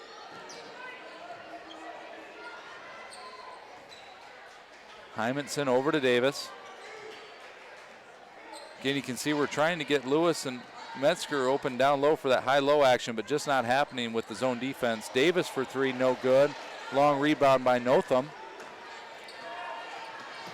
She's going to drive in, find a cutting Hoekstra who puts the ball up, and that's the Dutchman's first lead in quite some time, probably since the beginning of the ball game. Yeah, I don't know if they've led at all, to be honest with you, as I think we hit maybe 2-0 lead at the beginning, and that's it. But a good cut there by Hoekstra on the baseline to get that open layup. There's that baseline drive by Hymanson, no good. Hoekstra into DeHaan. DeHaan short. Rebound secured by number 44, Lewis, who's had a good night on the boards. That's about the first real open shot Jaslyn DeHaan has had. She might have been a little surprised by how open she was when she got that ball, expecting a little more contact. I think she would have liked to take about one more dribble into the lane for an easier shot. Again, Lions need to put a little bit more effort into some of their cuts. There's a free throw shot for Hymanson. That's up and good.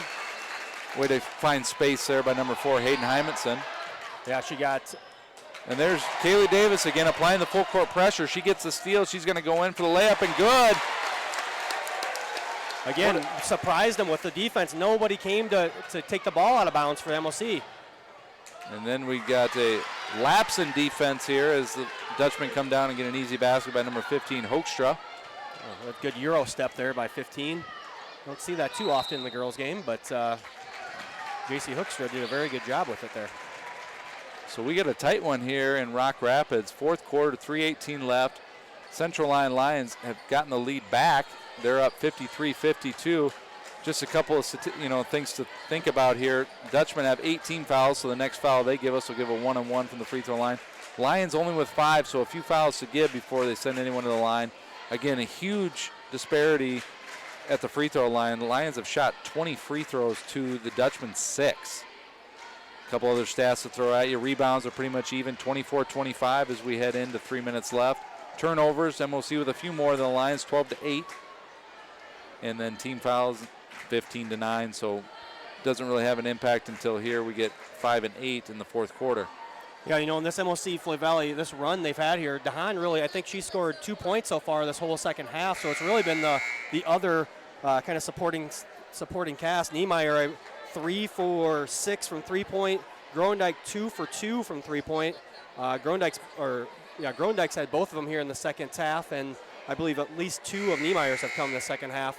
So the 3-point line really coming into play here for the MOC-Floyd Valley Dutch as they climb back into this game and took the lead momentarily here in this fourth quarter. Hymanson's going to take the ball up front. She's out on the court with Van Wy, Davis, Metzger, and Slumbum. Van Wy cuts, fumbles it, but gets it back out to Kylie Metzger.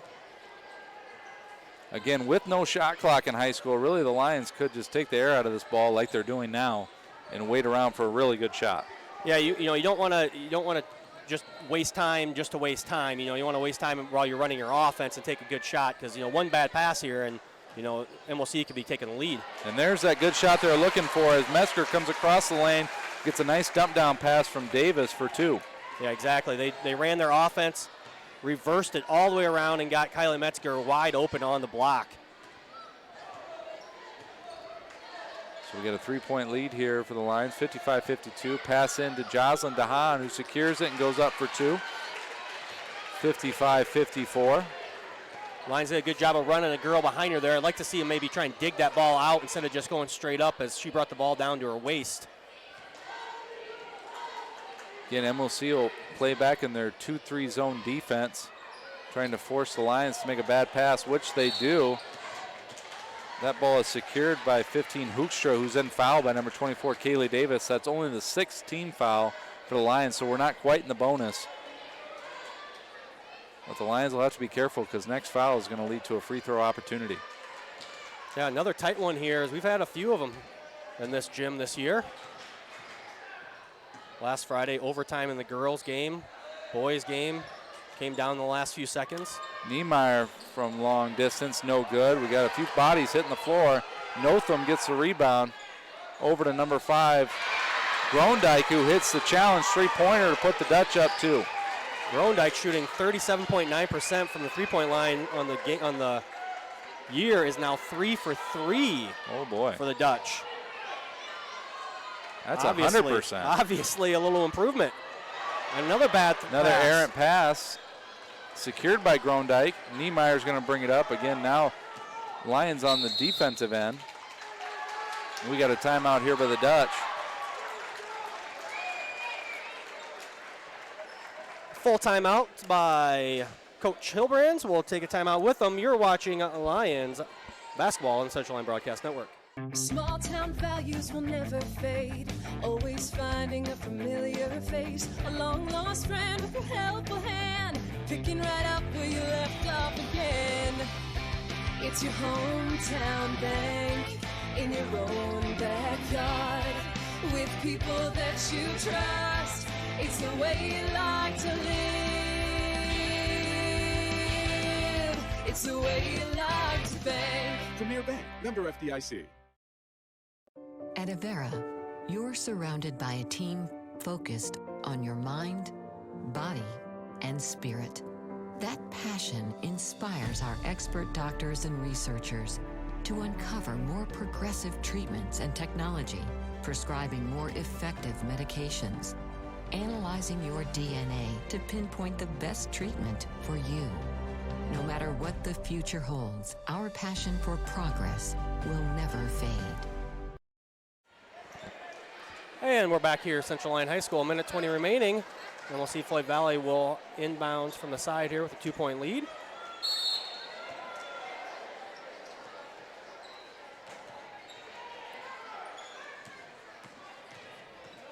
Niemeyer up top of the key, gets a nice screen from DeHaan, who rolls, doesn't get the pass.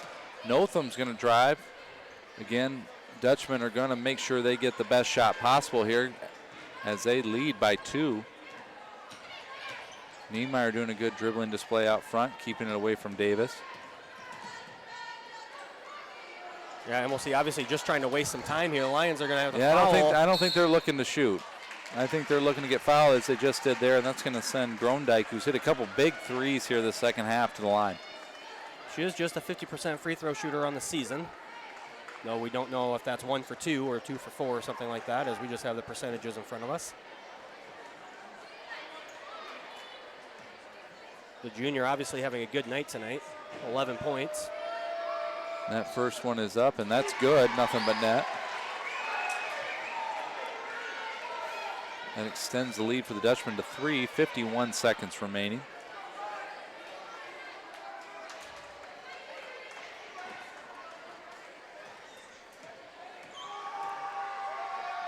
Second foul shot is up, no good. Rebound secured by Davis. And we're going to have a timeout on the court here by Coach Grafing, as she's going to take a full timeout. Try to set up some offense here for the Lions, who trail by 3. Kind of the question coming out of this timeout is, will the Lions go for 2? Will they settle for 3? What are you thinking, Mr. Cruz? Well, we are shooting 45% from the three-point tonight, so I wouldn't be surprised if we do set up a three-pointer. But I think what you'll probably see from Coach Grafing is maybe a design to have the option for a three-pointer. Maybe that's double pick down low on the post, or maybe where we run a girl down through the lane coming up to the top. But I wouldn't be surprised if they overplay that. We slip Metzger or Schlumbum, someone like that, rolling to the basket as well, or Hymanson on a dribble drive to the basket could be an option for the Lions too. I think whatever you do, you better do it quickly. Yes. Because you obviously want to maximize your offensive opportunities. More than likely, we'll go down and probably have to foul again unless we hit that 3 to tie this one up. Yeah, whatever they do, you're right. They got to go fast, and if it is a 2, then they got to play. They don't have to foul right away, as we've shown that we can get steals on some of that full court pressure. But you cannot take time. You cannot take a lot of time off the clock while you're trying to get that steal.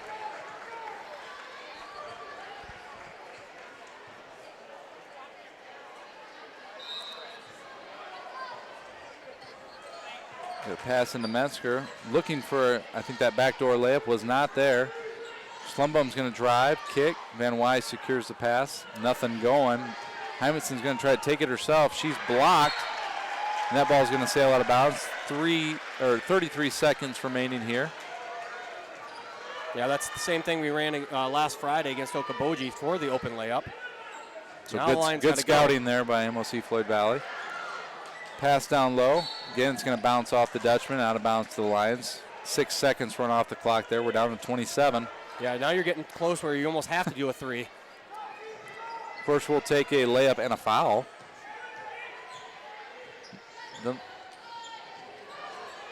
Van Wy is going to drive. She overshoots the basket, no good. Going for the ball, though. She's got a foot on the line. That ball is going to go to the MOC-Floyd Valley Dutch. With 16.8 remaining, they're up by 3. Full court pressure imminent here for the Lions.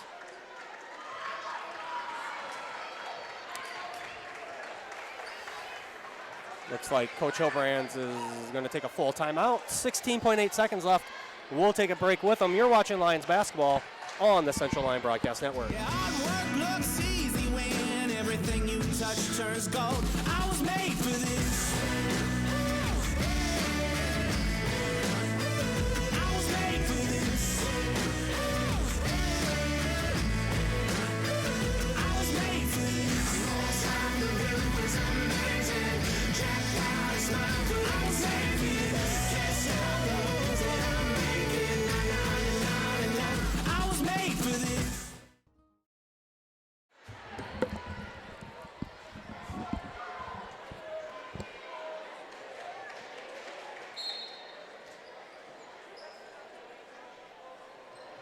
And a long pass by the Dutchman, just secured. Boy, that could have been problematic had she not gotten a hand on that one, as those long passes, if they sail over your head, you're looking at the opposing team getting the basket underneath their own basket. Yeah, that was an extremely good play there by Hoekstra to get that ball. And an early foul here by Van Wy as the time has trickled down to 13.5. Looks like we got number 15. That's J.C. Hoekstra going on the line for a one-on-one free throw. She's shooting 42% on the year.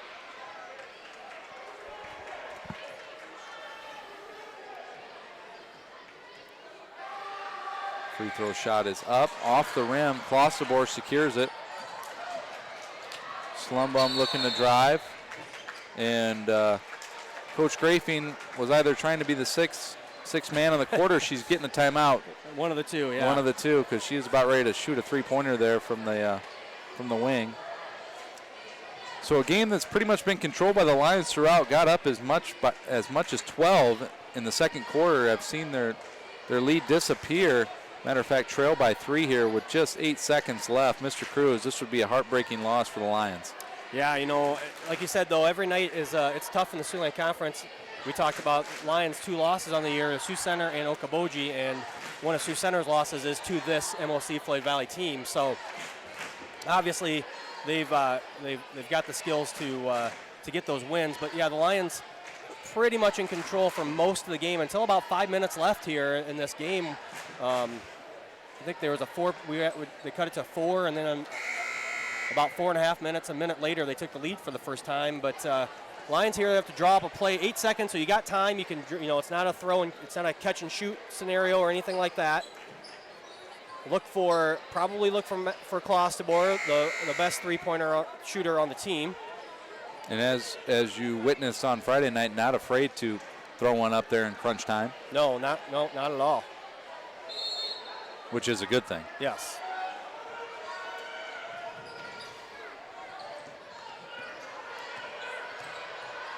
Hymanson's going to get an open look for 3. That's off the rim. Klosterborg gets the rebound, shoots it 2, is fouled on the play. Basket no good, so we're going to get a few shots from the line for Addison, but we only have 0.8 remaining on the clock, which is, you got to hope you make the first one and get a tip in and a slow clock switch by Ron Bogart down there. The first one, no good. It's not looking good for the Central Lyon Lions. Yeah, you're like you said, you make the first one, at least then you got a shot at it to get a tip in or something. But yeah, that doesn't look like the Lions are going to be able to pull this off. But these last 2 free throws aren't really probably what lost the game for the Lions. Really, what won the game for the MOC-Floyd Valley Dutch. They played better defense the second half, and their field goal percentage just kept going up every time down the field, or down the court, I should say. They're now shooting about 53.5% from the field, where that's 8 percentage points better than what they were at halftime. Yeah, one thing the Lions didn't do a great job of is adjusting to that zone defense. I know MOC threw some man at us there for a little bit, but just not a lot of movement in that zone defense. Kind of took away our high-low, which was working in the first half, and then we didn't get too many turnovers, or we didn't create too many turnovers on defense to put up more points on the board. So we'll see what Addison does here, but the Lions do trail by 3 with just 0.8 seconds left. But 0.8 seconds is enough for me to say hi to my family at home who's watching, my wife Kayla, and my children who should be about ready to go to bed. Yeah, as long as they're back from gymnastics already. Klosterborg sinks that one, but that's it as the Dutchmen come back and upset the Central Lyon Lions 58-56. Not what the Lions were hoping for this evening, obviously, as they came in with the better record, coming off a hard-fought game against Okoboji. And MOC did a good job of making adjustments. They didn't just rely on their leading scorer, DeHaan. It actually came from a number of MOC Dutchmen. Just off the top of my head, Grondijk hitting a couple big threes in the second half. Niemeyer hitting a couple threes. I think Notham, I called her name out all evening long, getting loose balls, rebounds, whatever it took, whatever the Dutchman asked of her. So hard-fought battle by the Dutchmen, and they came out victorious. Yeah, another stat you can look at here as we look at our stats. Bench scoring was big for MOC-Floyd Valley, as they had 20 points off the bench to just 11 by the Lions. They did play maybe a few more girls, about the same. I think they played 9. Central Lyon put in 8. So basically the same number. But you're right. We held DeHaan to 4 points that second half, but the 3-point ball from Niemeyer and Grondike really, really hurt them. So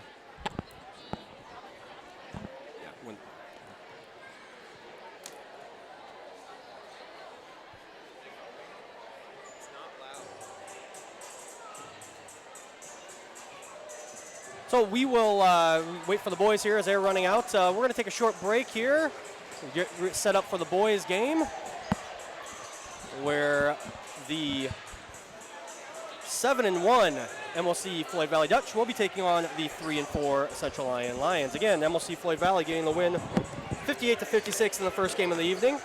Well, we'll be back in 5 or 10 minutes here as you are watching Lions basketball on the Central Lyon Broadcast Network.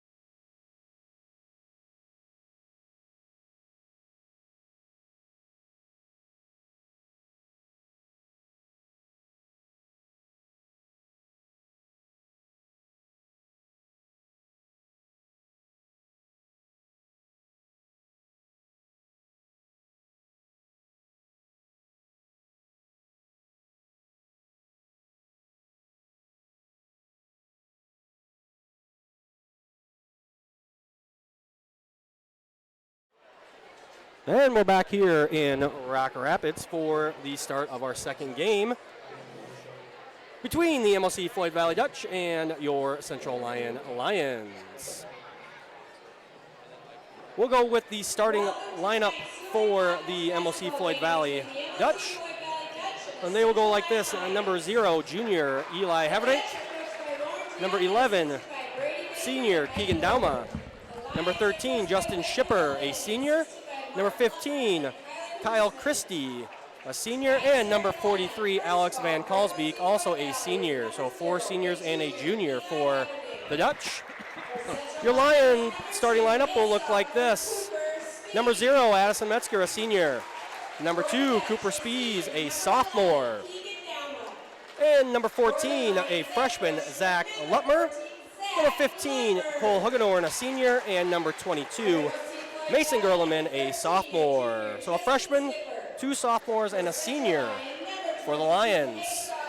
So a little difference here where MOC-Floyd Valley very heavy on seniors. Lions will play, I believe, 2, maybe 3 seniors in this game. And a lot of underclassmen for the Lions tonight.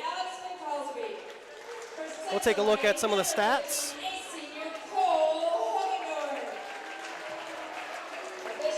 MOC-Floyd Valley averaging 64.5 points per game. Lions averaging 62.3.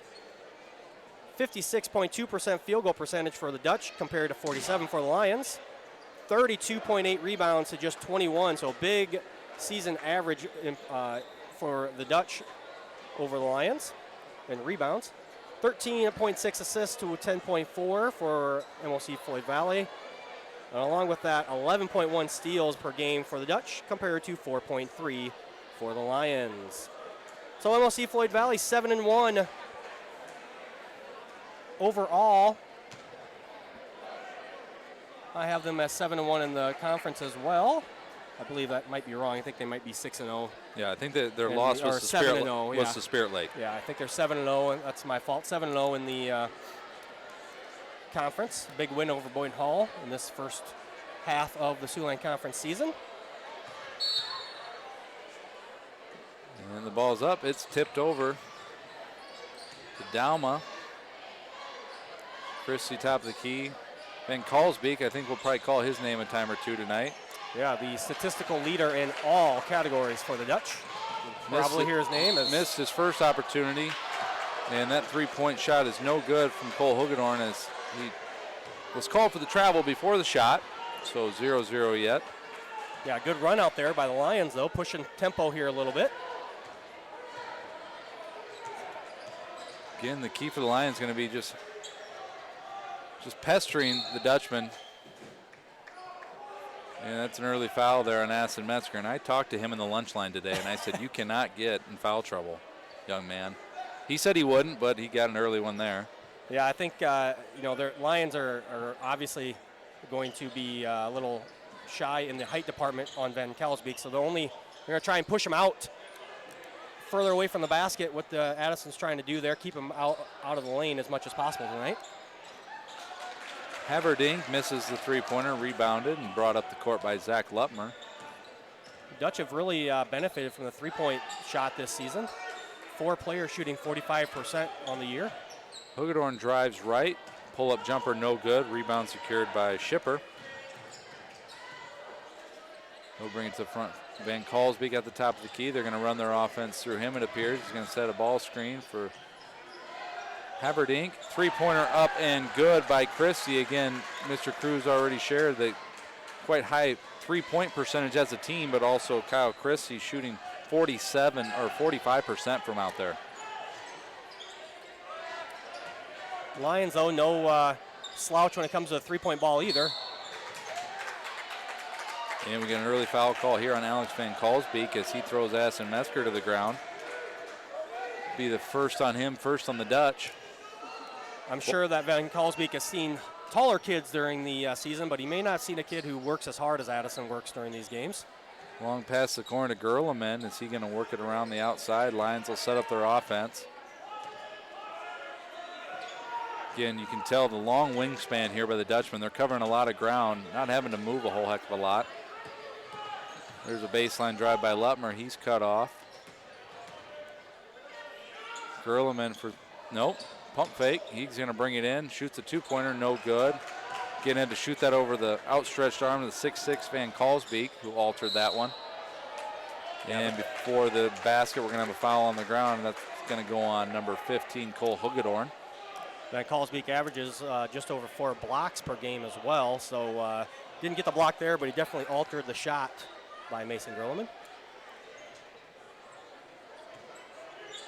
It's one thing the Lions will have to adjust if they didn't know it already coming into this game, is there's quite a height advantage for the Dutchman.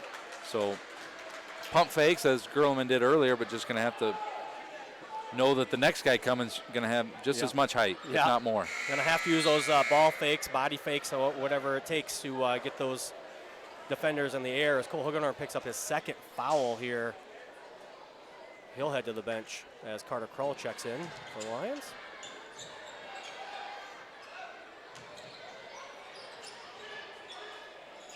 Van Kalsbeek down on the block. He's got Metzger on him. Turns to his left shoulder and up and good for 2.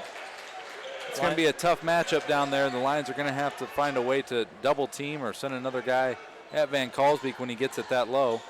Yeah, you want to dig the ball out there. The problem is when you have those good shooters behind it, it's not that easy to just let them go. Lutmer drives, kicks to Kroll. Ball was tipped on the perimeter. Metzger secures it. Left-handed shot, no good. He's going to wrestle for the ball. And we're going to have a jump here, which I think goes to the Lions. Yes, it does. So again, you know, Addison stacks up about 6 foot tall. That might be gracious, but he plays about 7 foot with the motor of his. Lob into Spies, who catches and does not convert.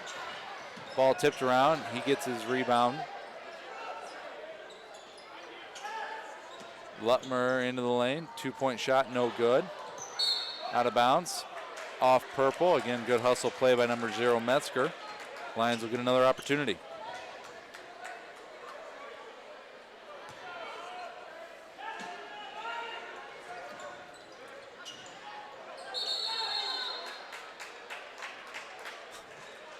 Another jump ball there. Not the greatest pass, but Metzger. I don't know how Addison got his hands on that one. I don't know either. It looked like there were 3 Dutch defenders there. They were just going to grab it. And next thing you know, Addison Metzger's on the ground, and it's a jump ball. So Dutch still get it, but the possession arrow will go back to the Lions now. Shipper for 3. That's up and good. 8-0 here in the first quarter. 4:40 left. Dutchman coming out of the gate hot, doing what they've done all season, hitting that 3-point shot. Dutchman doing a good job there, forcing the Lions almost to. They got the skip pass there, but they're getting stuck on one side of the court. A little aggressive defense there by number 11, Keegan Dauma, who's going to pick up the foul on the perimeter. Again, Dutchman imposing their height and wingspan here on defense, not letting many of our passes or dribble drives take effect. But there's Metzger on the opposite side of the lane than what we're used to, converting with the right-handed layup. Yeah, normally the left-handed Metzger likes to work on the other side, but he does a good job there. And MOC content to just basically let him have that, as not really contesting him. 2-point shot up and good for number 15, Kyle Christie. The 6'4" senior converts on the baseline. Lutmer brings it up. Metzger again down low. Pump fake, up, blocked. That block came from behind by number 13, Shipper. And Jackson Voss brings it up. Oh my, deep 3 there by Christie. Testing his luck this evening, no good. Rebound by Lutmer, who was fouled on the play. Number 11 will pick that up. Nope, excuse me, number 5. And that is Adam DeBoer. A lot of new faces out there. Let's see. It looks like I can't keep up. Number 33 in for the Dutch. 23 Klein in. And Van Kalsbeek checked back in for MOC-Floyd Valley. So Coach DeYoung going deep into his bench.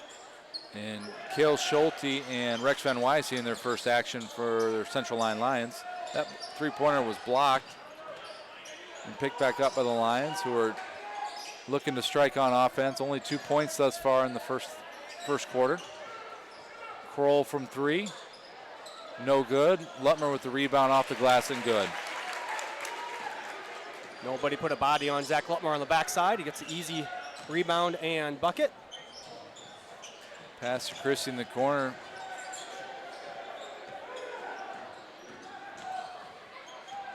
Number 23 Klein. 33 from deep. That's Solzma, and he swishes a three-pointer.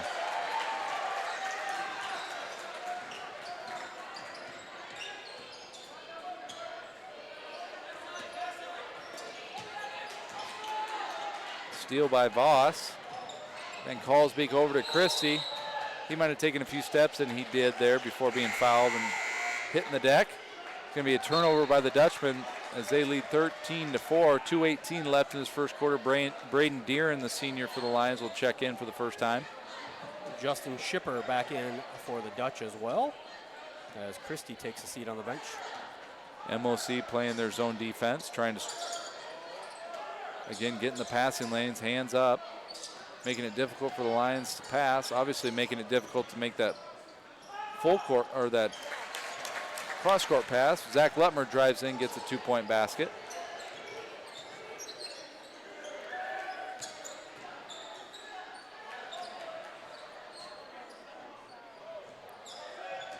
Van Callsbeak to Schipper. Schipper over and intercepted by Deeren.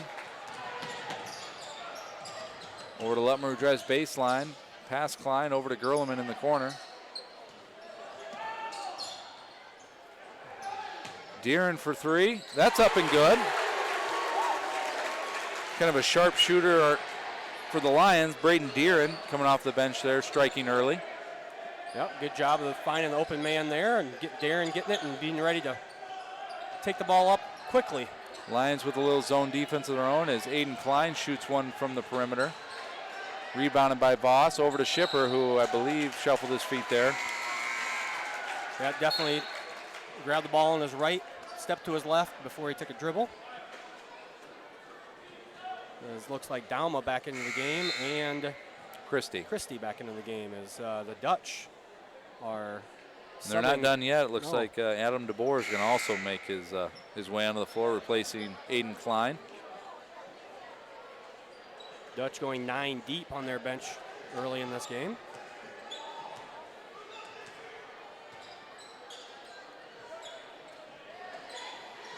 Van Wy playing there at the free throw line, looking to get it to him so he can maneuver from that area, find the open man. Braden Deeren blocked from the three-point line by number 33, Solzma.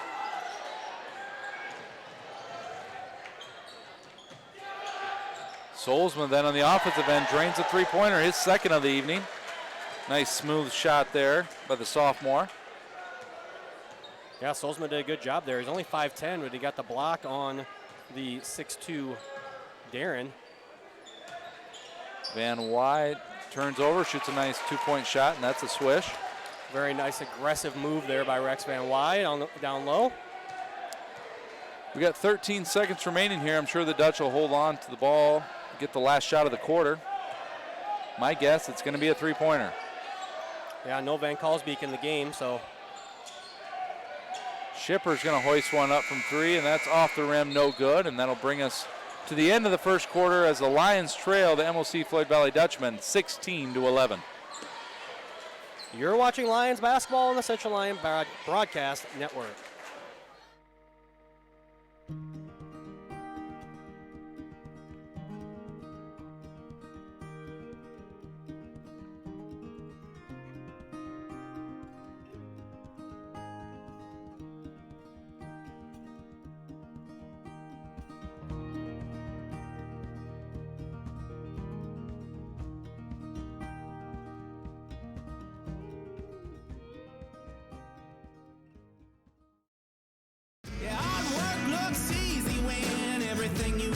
Turns gold. I was made for this. I was made for this.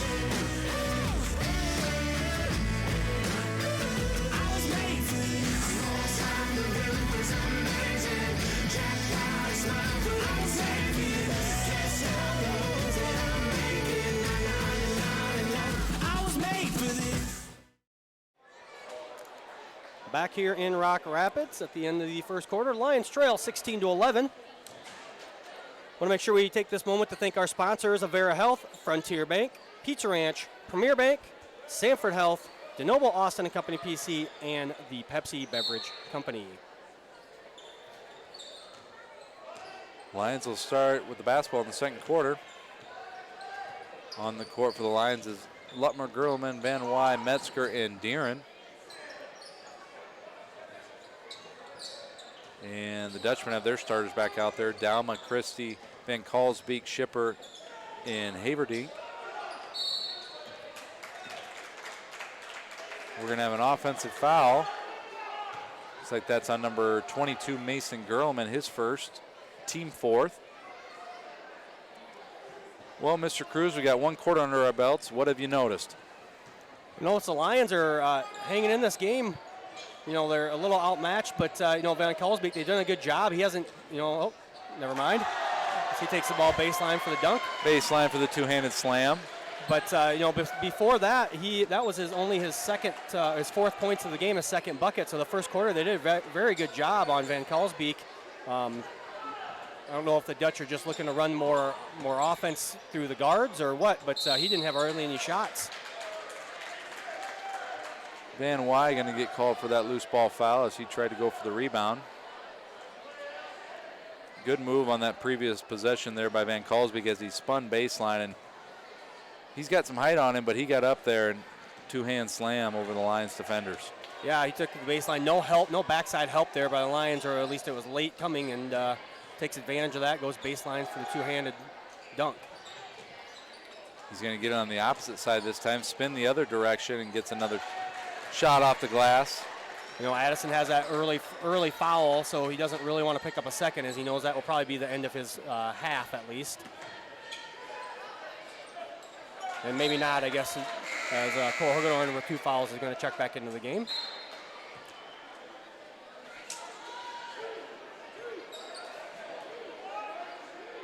And the Lions are going to take it out of bounds here next to the Dutchman bench. Cole Hugedorn, as Mr. Cruz just shared with you, is back in the ballgame. He's got 2 personal fouls, so he's got to be careful here. Ball is thrown into the backcourt to Deeren, who brings it back up to Lutmer. Lions looking for a jolt on offense. Braden Deeren's going to try his hand at another three-pointer. No good. Long rebound by Van Kalsbeek. Over to Christie. Dalma for 3, left-handed shot, no good. Lutmer skies in for the rebound. He's going to bring it back. Look for an early score. Down low to Metzger. Good interior passing, maybe a little too much passing that close to the basket, but call in favor of the Lions as it rolls out of bounds off the Dutchman. Yeah, it looked like Rex Van Wy cutting down the side. Unfortunately, Metzger was actually going to that same side. Hugedorn for 3, no good. Van Wy secures the offensive rebound over to Braden Deeren, who tries another 3, no good. Van Kalsbeek secures. Again, the matchup against MOC-Floyd Valley did not fare well for the Lions last year as they lost 59-46 the first time out, and then the second time 79-45. Haverdink from the corner, no good. Long rebound to Schipper. Finds a nice cutting Kyle Christie for the 2-point layup. Dutch firing on all cylinders here in the second quarter as we're going to have a timeout by Central Lyon, and Coach Gerlman's going to ask for a 30.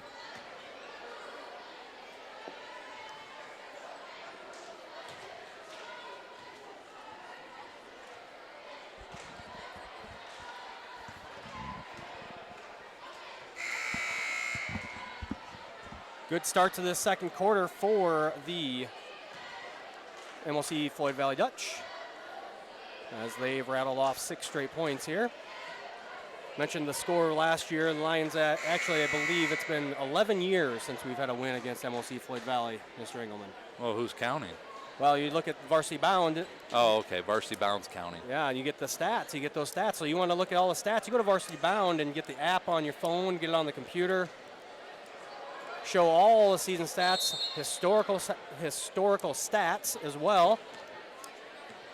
Quite a neat little feature that they have going on now here in the state of Iowa with that partnership. Grillman looking for the top of the key three, doesn't get it, but he finds Metzger down low, who misses a shot. Again, although it wasn't blocked, you can tell Van Kalsbeek was on Metzger's mind as he went in for that shot. Yeah, Van Kalsbeek is interesting. He averages 4 blocks a game, but he's had a couple times tonight where he gets a good pass there where he has the opportunity to go for one, but he just stands there. I think he probably gets those blocks coming from the backside on help defense is what it looks like to me. Lions been stuck on 11 for a while, looking to Grillman caught up in the air. I don't know how he got it to Addison Metzger, but he did, who scores a 2-point layup. Yeah, good job there, Addison. I think the defender actually is holding one of his arms down, still got the ball and got the bucket.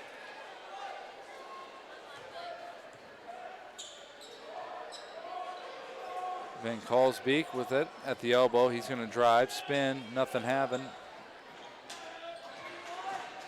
Haverdink short on the 3-point attempt. Lutmer will clear. Metzger looking for the dump down pass to Hagedorn. Good effort. Ball's going to fall out of bounds. Yeah, very good look there by Metzger. Just the ball bounced a little too close to Hagedorn, hits him in the foot.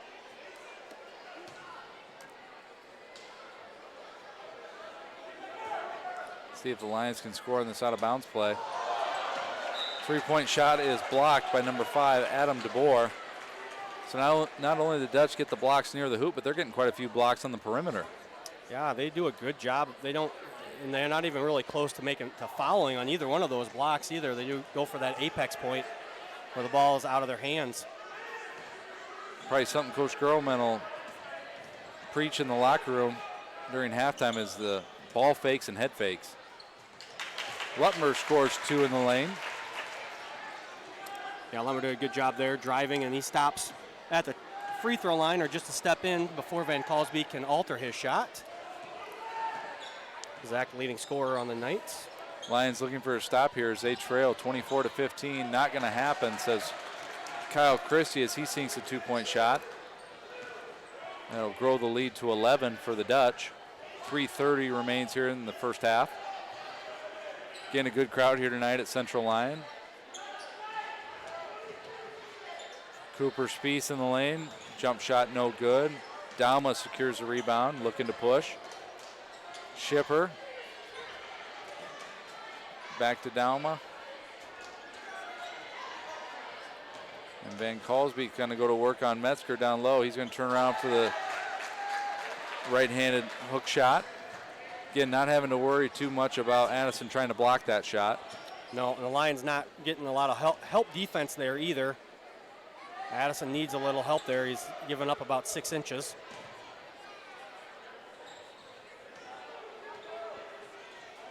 Cross court to Lutmer for 3. His shot is up, off the rim, gets the shooter's roll. 10-point lead now for the Dutch, 28-18. As Schipper drives, he's going to be fouled before the shot. It's going to be on number 22, Gerleman. I believe that's his second foul, team 6, excuse me, as Cale Schulte checks in for Addison Metzger, as will Rex Van Wy for Cooper Spieth. Also in for the Dutch, Aiden Klein, and for Schipper. Dutch not substituting quite as frequently here this second quarter as they were on for a minute, off for a minute, it seemed like in that first quarter. They played 9 kids.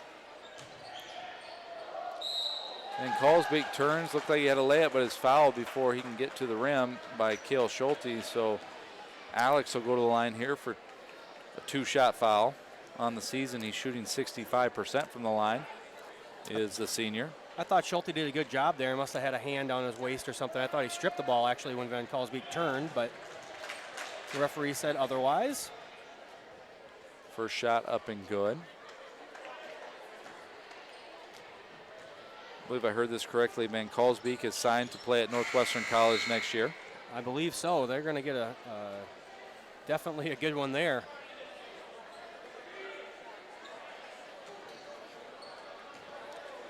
Second one is up and good. That boosts the lead to 12 for MOC-Floyd Valley.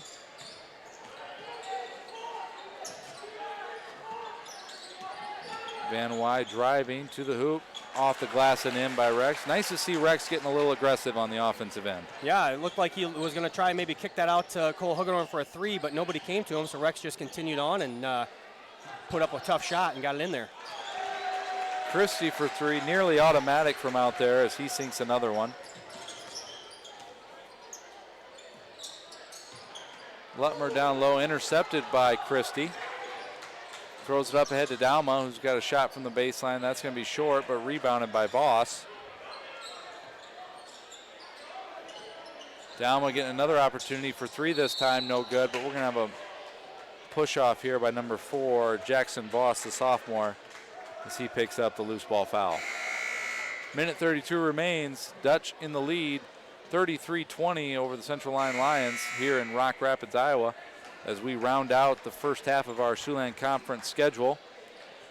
If you weren't with us earlier, Central Lyon girls lost a heartbreaker tonight, 58-56, one they wish they could get back. Yeah, I'm sure they wish they could play that game over right now. Hugedorn from the baseline, no good. Good rebound by Van Wy, who's having a nice first half for the Lions.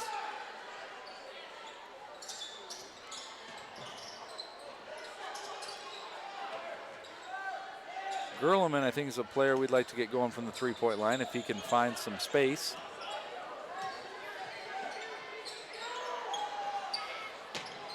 Told you. There you go. Get the ball in the middle of that zone, and look what good things can happen. Almost like they heard me from down there. Be a little louder, I think, maybe next time. Earlier, that is, I should say. Should have been saying that in the first quarter. Yeah. And we got 47 seconds left. Van Kalsbeek's going to work from the middle. He's going to nice little finger roll in the lane for 2. Kind of having his way down there in the post. Yeah, Schulte is a little taller, but a little less experience than Metzger, and Van Kalsbeek trying to take advantage of both of them. Lions again working through Van Wy inside the lane. He's going to kick back out to Hugedorn, who's going to try a 3. That's no good. Van Kalsbeek will secure it. But you see what can happen when you get the ball in the middle of that zone and go a little more attacking, that those outside perimeter shots open up a little bit here. And number 43 will handle the ball out front, and they're going to work the offense through him. Salzma for 3. He misses his first. Yeah, I'm not sure that's exactly what Coach Young wanted just to dribble the ball for 10 seconds and get a wild three-pointer, but probably can't complain too much as his team's up 12 here as we go into halftime. 35-23 Dutch. Van Kalsbeek had a big first half, as did Kyle Christie, who is the leading scorer for the Dutch at 12. On the Central Lyon side of things, Zach Lutmer is the leading scorer and leading rebounder at this point. 9 points, 5 rebounds. Mr. Cruz, what are you thinking here? Well, the Lions did a decent job on Van Kalsbeek. He hasn't really scored all that much. We have him for 12. Him and Christie both tied at 12 points. But bench scoring for the Dutch, they are up 15-7 on bench scoring for that 8 points with that out of their 12-point lead. So, Lions need to do a little bit better job on defense as they rotate those subs in. They kind of run. Van Kalsbeek gets the ball when he's in. He gets the ball every single possession, but he does go out of the game, and they kind of change their offense up a little bit. And Lions need to do a better job of reacting to when that happens. Yeah, we'll see what kind of adjustments the Lions can make coming out of this halftime break here. Obviously, some defensive maneuvers, as you suggested. They could shore up a few things on the defensive end. Obviously, looking at some of those leading scorers in Christie and Van Kalsbeek, trying to shut them down, but obviously looking to make others score for the Dutchmen. Then on offense, again, trying to attack that zone defense with the wingspan and the coverage that MOC can provide. Nothing's going to come easy, so they're going to have to keep. I liked what we did there, moving Rex Van Wy to the free throw line, getting the ball into him as he can then turn and either face up and drive, face up and shoot, or elect to pass it out to one of our open perimeter guys. And if we can hit a few more of those, we've seen a comeback from 12 already tonight, so it can happen. Yes, it can. You're right. We also saw Central Lyon come back from 14 last Friday on the girls' side. So, but you're right. That when you face those zones, you want penetration. You want to get the ball to the middle, and then with the Lions with their good outside shooting, We want to get that ball with Rex in the middle, or even Zach Lutmer driving, and then the kickouts to Hugedorn or Darren or Gerleman. Try and get back in this game. But you're right, the height and the wingspan is giving the Lions some issues right now out of that zone. They're just not a lot of crisp passes, and they're a little hesitant to even put shots up, and that's a little of the mental aspect of basketball too. You get your shot blocked, you see your teammate get their shot blocked, and it can mess with you mentally, whether you want to either shoot it or you alter your shot. I think Cooper Spees went in one time and threw the ball way up high off because he knew Van Kalsbeek was there, and Van Kalsbeek didn't do anything. He didn't block the shot, but he essentially caused him to miss it. Yep, someone as talented and obviously as gifted as Van Kalsbeek, he's around on the court somewhere, and it's always in the back of your mind. Even when you think you have an open layup, it's never truly open when you have an elite athlete like that out on the court. So, but obviously Coach DeYoung has a nice ball club here. He's got a lot of seniors who have played a lot together. You can tell that the chemistry is as good as it looks on TV, as good as it looks here in person. They know where each other are at. They know each other's skills. And I think the Lions will get there at some point. We're starting a few younger guys who are just getting some varsity experience, and I look for things to get better, obviously, as the year continues and we get the second half of the Siouxland Conference schedule where guys like Zach Lutmer, Mason Gerleman, Rex Van Wy, Cooper Spees can get some more varsity time. Yeah, like we said, they start 4 seniors and a junior, and they bring in another senior and another senior, and then some younger kids off the bench. But they're very senior dominant. They've had a lot of success. They're right now they're in the driver's seat of the boys' side as we're approaching the halfway mark. The boys' actually halfway mark will be Friday, since they start one game behind the girls. We play home here versus Sibley. That'll be the 9th conference game for the boys. But with MOC-Floyd Valley's win over Boyden Hall earlier the year, they are definitely in the driver's seat to get another conference championship on the boys' side. But we'll see if the boys have, like you said, there's a 12-point. We've seen 12-point comebacks, but the Lions are definitely going to have to step up their game defensively if they want to do that tonight, and then turn that defense into better offense. But we got 5.5 minutes left in halftime here, so we're going to take a step away for a short minute. And you are watching Lions basketball here on the Central Line Broadcast Network. Feel the wonder, celebrate the joy, and believe in the true spirit of Christmas. Hi, this is Sarah. And Andrew, on behalf of DeNoble, Austin and Company CPAs. May the magic of this special season fill your hearts with joy and empower you to touch all those around you with goodwill. Our prayer is that you will experience God's peace this Christmas season and throughout the new year. Merry Christmas from DeNoble Austin Company PC, certified public accountants in Rock Rapids and Laverne. It's here. And here. There too. This way and that. Across the street and around the world. It's healthcare reinvented, and it lives in all of these places because we believe it should. That her and him and them all deserve healthcare that lives where they do. Sanford Health. Health lives here. Small town values will never fade. Always finding a familiar face. A long lost friend with a helpful hand. Picking right up where you left off again. It's your hometown bank in your own backyard. With people that you trust. It's the way you like to live. It's the way you like to bank. Premier Bank, member FDIC.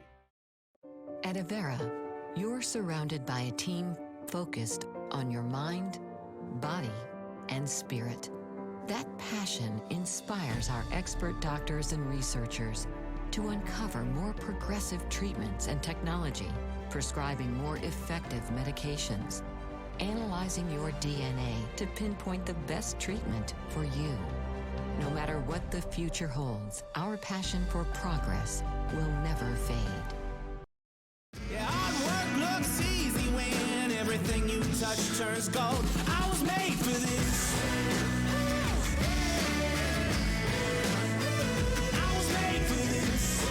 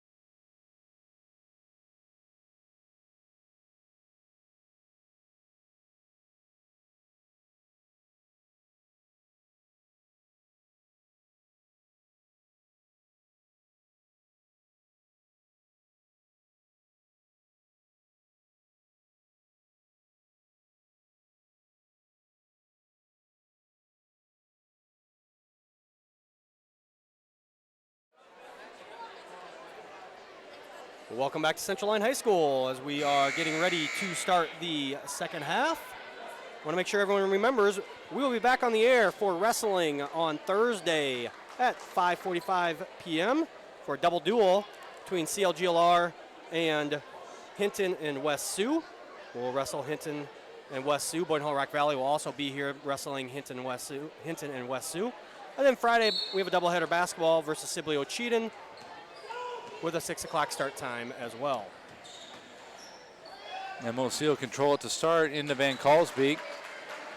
Reminiscent of the first half. He scores 2 by the hoop. Yep, they decide to go right down to the big man, get him more involved in the offense early on in this third quarter.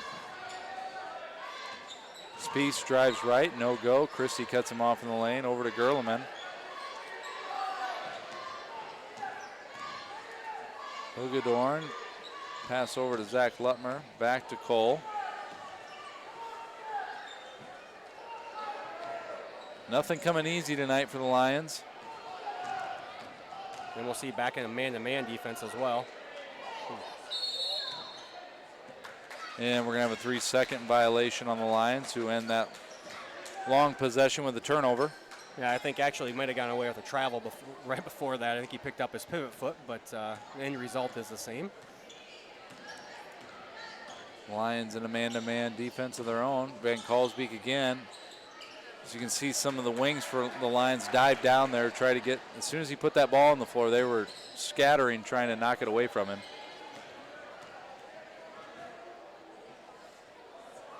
Hugedorn for 3, that's going to be short. Lutmer with the nice save, but he threw it to an MOC-Floyd Valley defender. Turnover for the Dutch as Gerleman brings it up front court.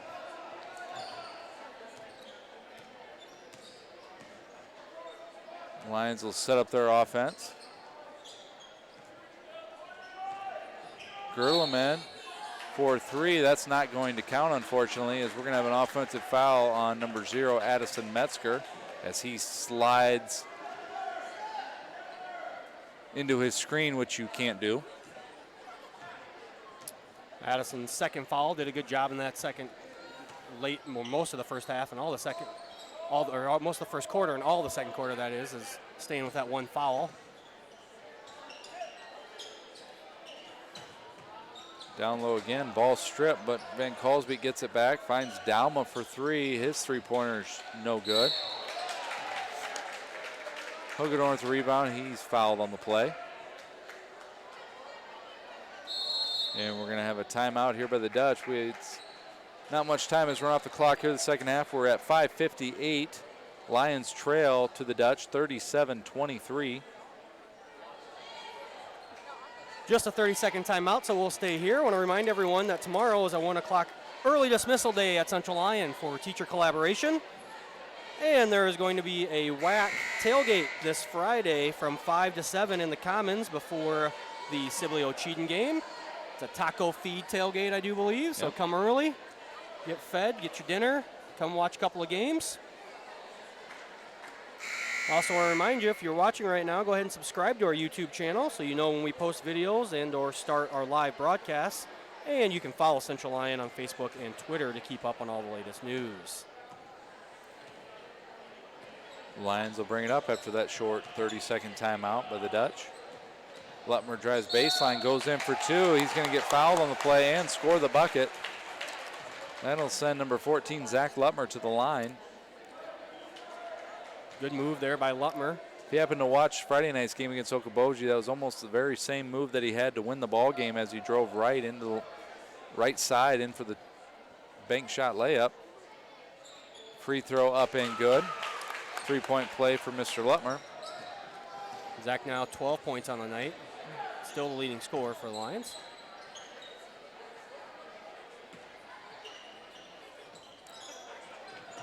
Van Kalsbeek finds Schipper down low for the easy 2-pointer. Good ball pressure there by the Lions, but no help defense down low. Ends up with an easy bucket for Schipper. Hugedorn coming off a couple screens, no shot available. Finds Metzger, who's going to turn over his right shoulder, miss the layup, goes up for another one, and he's going to score that one. Again, relentless on his attack. Number 0, Addison Mesker, is going to get the 2-point shot, and he's going to try for the 3-point shot here at the line. And that foul is called on Van Kalsbeek, his second of the game. Addison Metzger, like you said, just relentless, always moving, always going for those boards. Unable to make that free throw, though. And we got a turnover here as Van Kalsbeek gets called for the travel at the top of the key.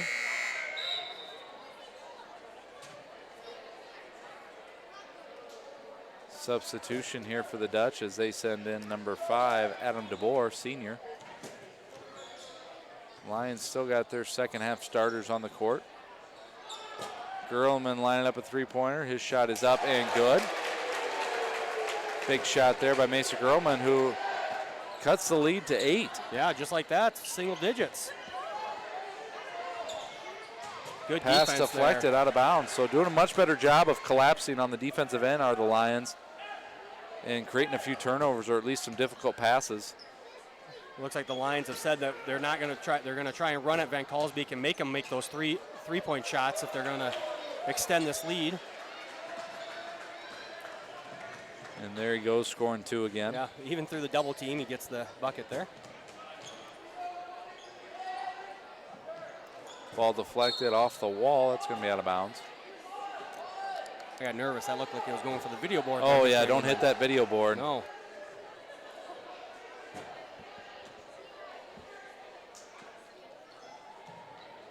Hugedorn, hook shot, no good. Maybe had a little bit more time. Probably should have came down with it and squared his shoulders. Yeah, I think he thought he was, again, he was way more wide open than he thought he was. And on the other end, we're going to have a foul here on the Lions. That's going to be on number 15, so Cole Hugedorn. His 3rd foul.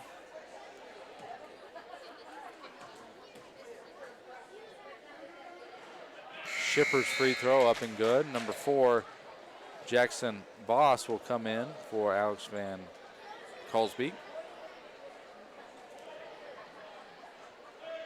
Again, MOC-Floyd Valley going through a lot of bodies there on the bench as they've put in as many as, what, 9? Yeah, they played 9 kids. 9 players? No, 10 kids 10. now. Actually, 9. I think we have a stat for someone who's not in the game. But, yeah, 9 kids they played tonight. A little less substitution, less frequency here as the game is worn on, but that's kind of typical. Hugedorn and Spiess are going to go to the bench for the Lions, and in will come number 4, Braden Deeren, and number 5, Rex Van Wy, who is now going to get called for the travel at the top of the key.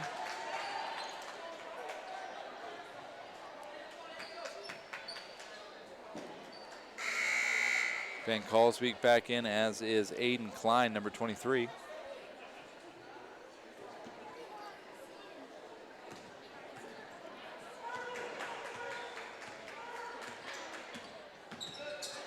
Final dribble off to Voss, who finds Dauma.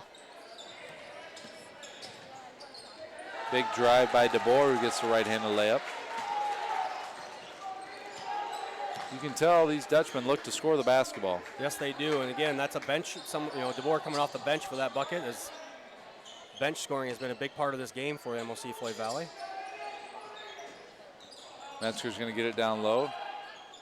Turn inside and still get a left-handed layup on the right side. It's remarkable how he can do that. Yeah, that was impressive. I thought he was going all the way around the basket. He's just stopped and put it right up there.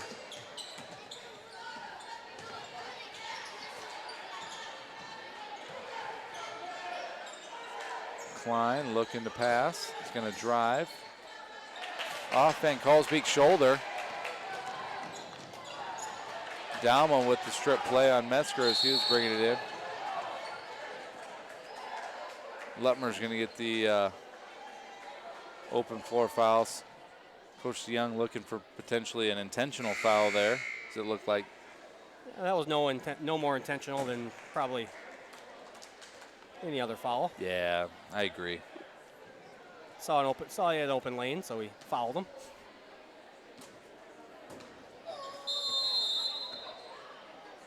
And we're going to have a timeout on the court.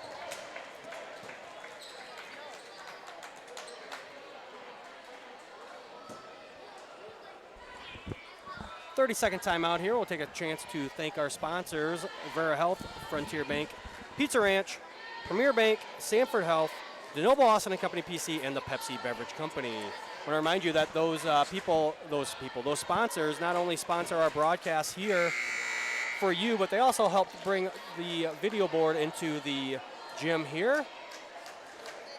Video board has stats on it during the game, crowd prompts. We do different trivia things during the game with it. Very useful tool here we have in the gym. I want to thank all those businesses for helping us bring this in. It's our 3rd year of doing it, I believe, right? 3rd year? 3rd year, Yes. yep. Another one up there, I just saw Student of the Month. Oh, yes. Which last month was Joe Tilstra and Hannah Ziner. This month is Allie Gertis and Josh Ribby, so congratulations to those kids, and it's nice to recognize them on our video board. So yeah, we'll get those. Multi-use up there. You bet. We'll get those pictures updated here as Josh Ribby made sure to come in and tell me he had won Student of the Month earlier today. I told him that there must have been only one candidate, but he didn't think that was too funny. But no, Josh is a good got a kid. good sense of humor. Yes, he does. He's a good kid. Van Kalsbeek drives, right-hand layup, no good. Schulte gets the rebound.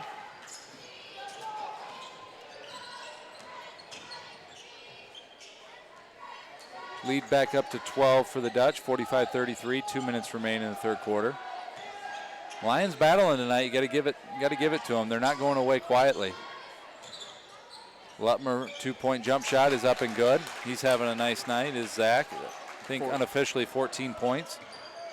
Along with 5 rebounds for Lutmer. So another solid night by the freshman. Van Kalsbeek down low, puts her on the ground, and that's when the Lions attack. Not going to give him anything easy, and going for the loose ball is Rex Van Wy, who rolls into Dauma. Going to get called with the foul. Interesting little defensive change there by the Lions. Are running a backside defender at Van Kalsbeek instead of the wing. So in that case there, Carter Krull, the wing who would normally go down and dig, stays on his guy, and the pressure comes from the backside so that the immediate kick out is not there for the big number 43 for the Dutch. Going to have another defensive foul here. Number 3, Carter Krull, as he applies the pressure to Aiden Klein at the top of the key. That one was close as Klein extended his arm, but a little contact before that by Carter Krull.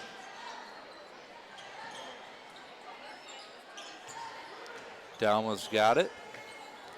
Over to Van Kalsbeek at the top of the key. Stripped by the Lions, picked up by Zach Lutmer. Quick hands there by Lutmer when Dauma went for that. Lutmer kind of a hesitation dribble, kicks out to Kroll, who shoots the 3, no good. We're going to have a jump ball, a good hustle play again by Van Wy, going for that offensive rebound as he ties it up with Adam DeBoer, and it's going to stay with the Lions. Yeah, the Lions are doing a lot of hustle plays here. You can't fault their effort as they were down by 14 they cut the lead to 8, and then all of a sudden the Dutch had it back to 14, but the Lions are staying with it here.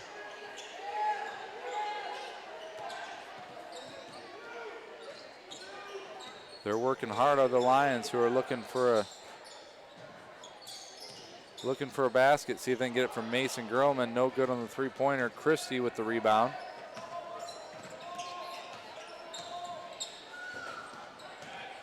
Down will drive baseline. Nothing happening. And a steal. Good outlet pass from Grillman. And that's going to be an on-the-floor foul there. Unfortunately for the Lions, I think Kroll was going to get a layup there. As Hagedorn and Spies will check back in.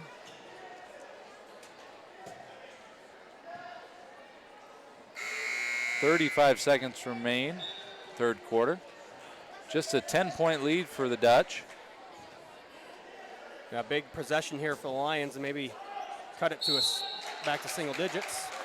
Lob into Spies, who's fouled immediately on the shot by number 11, Keegan Dauma.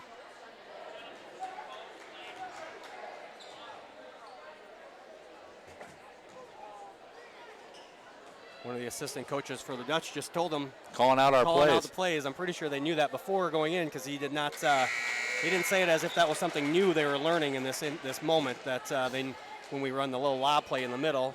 It's amazing that in high school game, you can know what's coming, but you still can't defend it sometimes. It's like those teams that run that triangle on the out-of-bounds play. Yep. Everybody runs it. Yep. Nobody can stop it. Yep, it works. Teams may run the same play you run. You may not even know it's coming, and sometimes it's still hard to stop. So they call it blue and they call it red, and Yep. everyone's confused. Yep. Lions need a defensive stop here to keep it in single digits.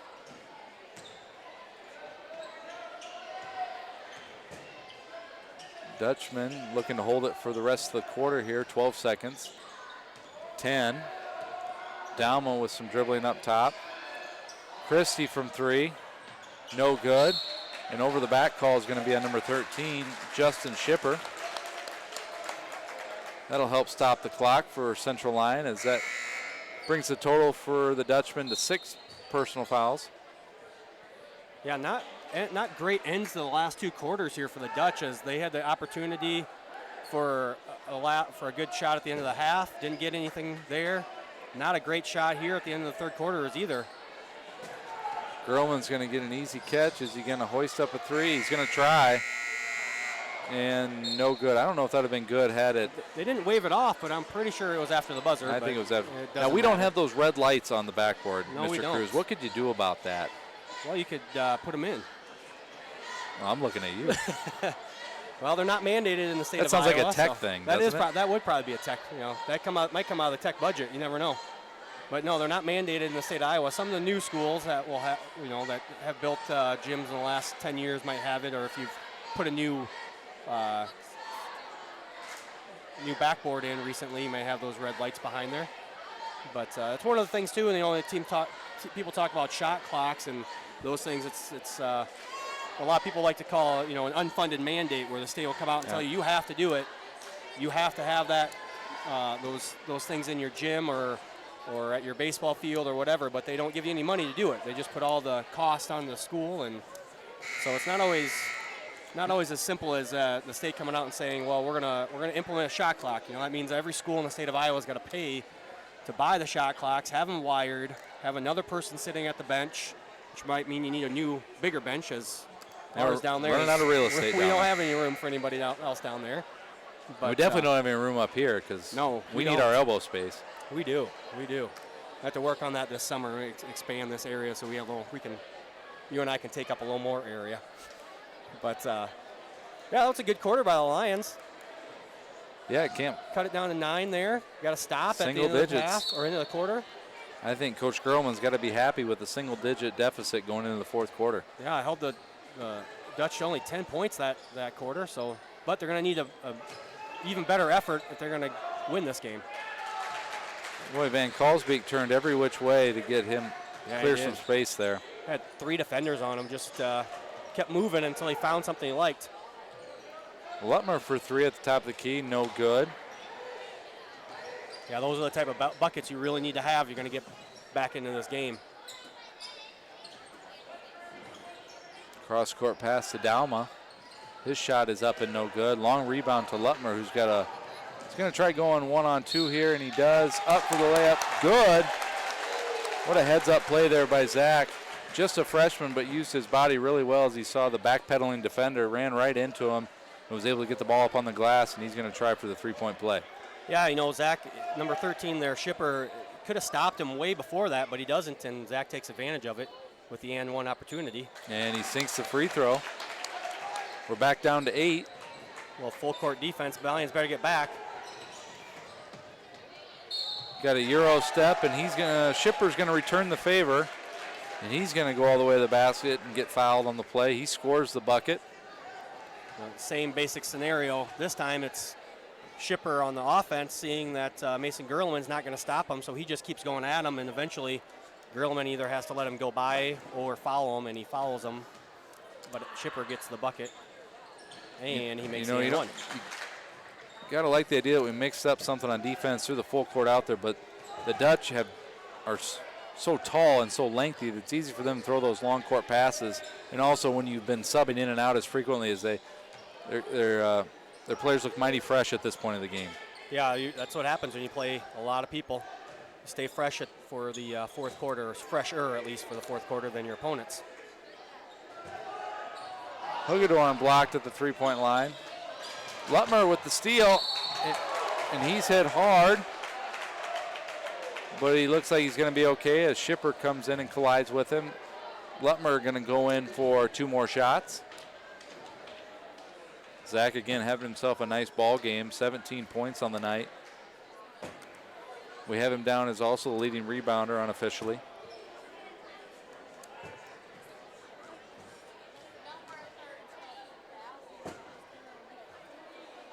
Free throws up and good. That's 18 fouls for the Dutchman, 6 for the Lions. 50-40, 10-point deficit with 6:41 left in Rock Rapids.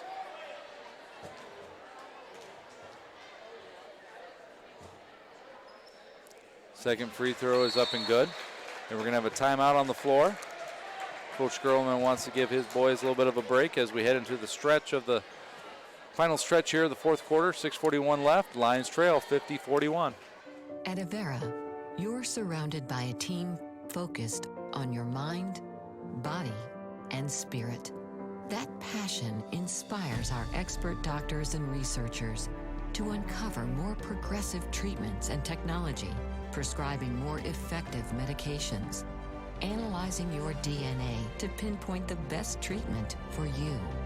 No matter what the future holds, our passion for progress will never fade.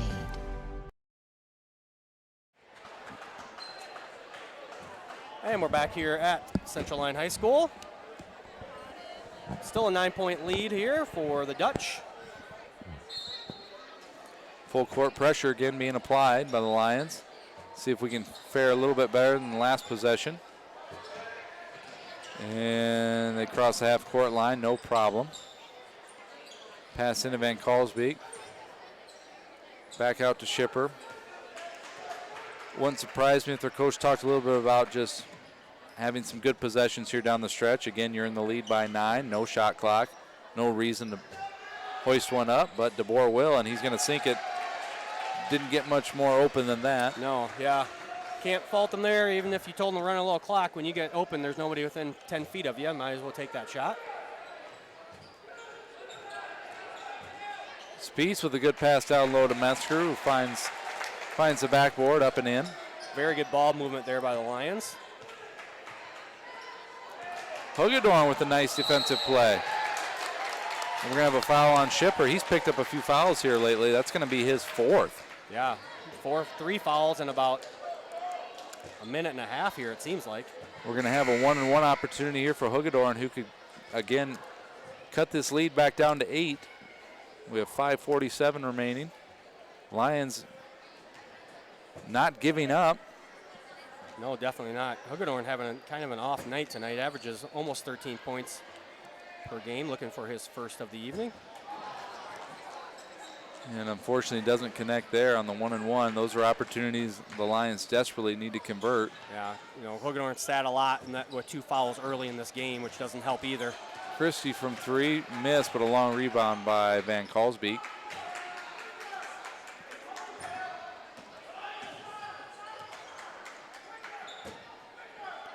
Down low, and Van Kalsbeek finds the cutter. DeBoer tipped out of bounds by Zach Lutmer. Aiden Klein will report back in for Justin Shipper. Dutchman will take it out underneath their own basket.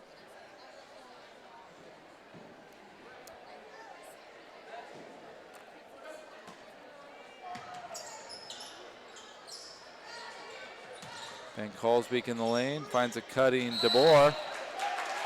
And we're going to have an offensive foul call, wave off the basket, as DeBoer charges over Lutmer. Lutmer did a good job there of anticipating that drive. Got over there, didn't even put his hands up, just braced for it. And got ran over.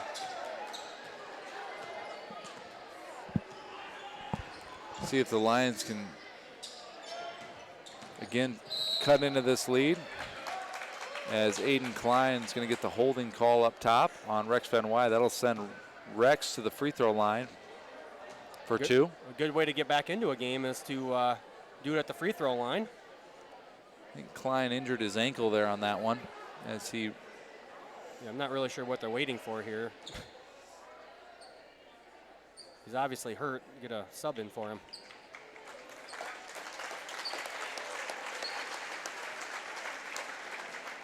Seems like he just twisted that up a little looks bit. like maybe just a tweak. Walking on it fine. As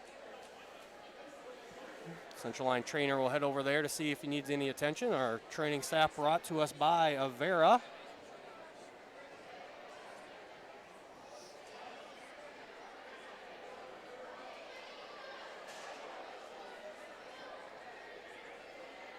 Gerleman's going to go to the line.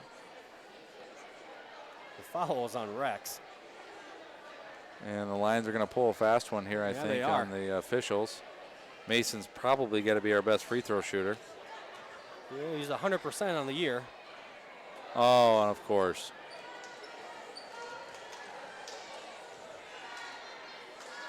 Can't even steal one. Nope, can't even steal one. Like I said, also, why are they shooting two? 2-point shot. Bonus. We're in the bonus Oh, here, we're in the Mr. bonus. Cruz. You're right. Sorry, I was looking at our fouls. Never mind. You My can't bad. take naps during the broadcast. No, you can't. You can't. You got to pay attention. You know, as much as we're getting paid, you Yeah, that's true. really shouldn't be sleeping on the job. Like I said, though, Lions, if they can get some, get some opportunities at the free throw line, that'll help. Scoring when the clock is stopped is obviously a good thing for when you're down. And we're going to have a blocking foul here on number 5, Rex Van Wy. That's his third. Team 7, so we're going to have a 1-on-1 opportunity.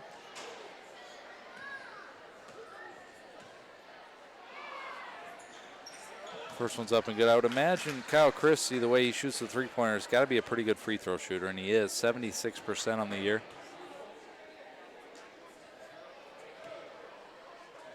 His first free throws of the night, kind of an amazing stat. This is only the 7th free throw by the Dutch tonight. He sinks the second. Kind of a fast game here. Not a lot of free throws.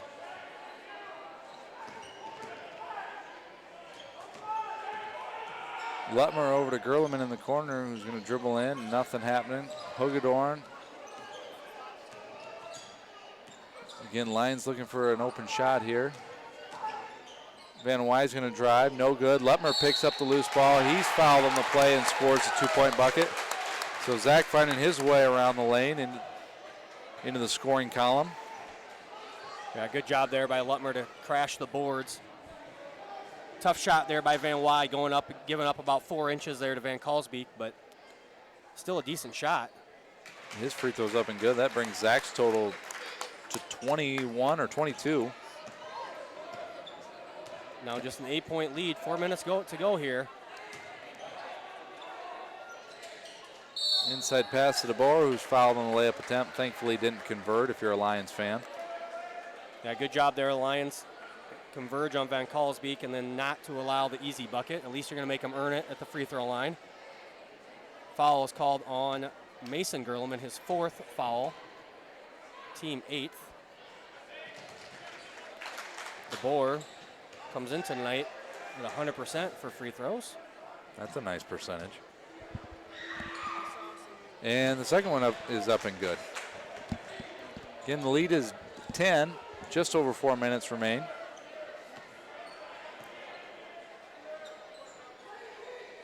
And we'll see back into the 2-3 zone that was so successful their first half. Lutmer with another jump shot near the right elbow. And that'll cause Coach Gerleman to take a quick timeout as he tries to set up a defensive strategy with 3:52 remaining. Yeah, Lions down by 8 still. It keeps going back and flow, ebb and flow here where the Dutch get a couple baskets and the Lions then come back and get a couple baskets. But last 4 minutes of the game here, Lions are going to have to play good defense. They're going to have to score as fast as possible and try and get back, cut this lead to even less than that 8 points. Haven't had a whole lot of runs really by either team more than a couple buckets in a row. So Lions are going to have to try and look to change that here in this last 3:52 of this game. Yeah, momentum really isn't swinging in either direction at this point. Each team doing a few good things, but they've sometimes, they've been a little careless with the basketball a little bit here lately, and we'll see what happens here. See if the Dutch continue to be aggressive on offense. They haven't shied away from shooting the basketball, even though they've had as much as a 12, 14-point lead here in the second half. Foul situation, the Lions have 8, so any foul next foul they are charged with is going to be a 1-on-1 free throw. But on the flip side, they're in the double bonus,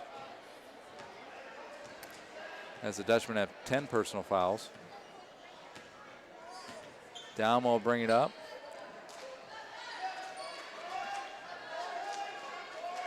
Lions fall into a 2-3 zone, it looks like.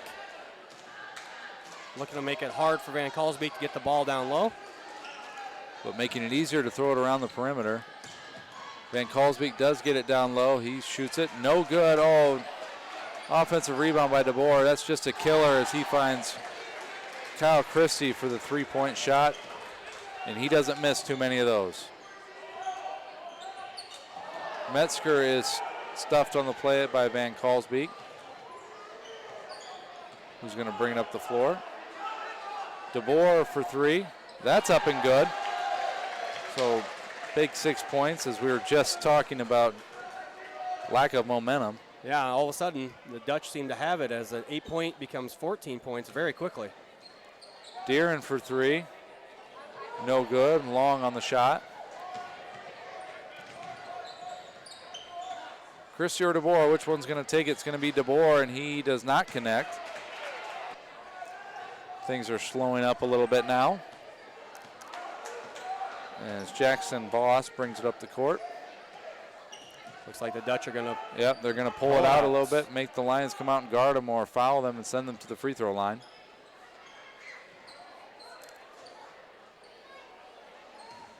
Voss will drive, dish to DeBoer, who's going to gather some points here at the end of this game. Layup, he's going to go to the line.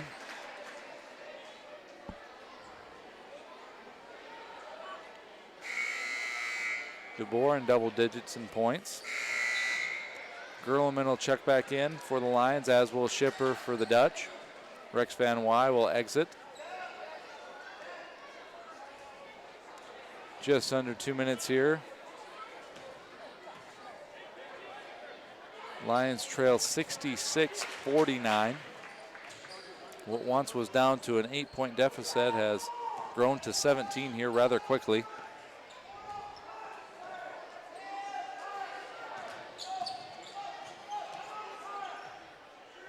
Still live over there, Mr. Cruz? I am, yeah. Sorry, okay. I was checking on a couple of things here at our stream and our computers up here. Metzger working down low, off glass, no good. Van Kalsbeek collects it. He's got to be close to a double-double. I believe that will put him at 10 rebounds, yes. So 20 and 10 tonight for Van Kalsbeek. And he's as good as advertised, but really the Dutch as a team, they 3-point, we've got Christie with 17, Adam DeBoer with 13, Justin Schipper with 10. It's not just a one-man show out there for MOC-Floyd Valley. No, the scoring is definitely spread. MOC has a nice inside-outside game. They can definitely go down low to Van Kalsbeek and let him work down on the block, and he's got a lot of good moves, good footwork, and obviously can elevate with the best of them.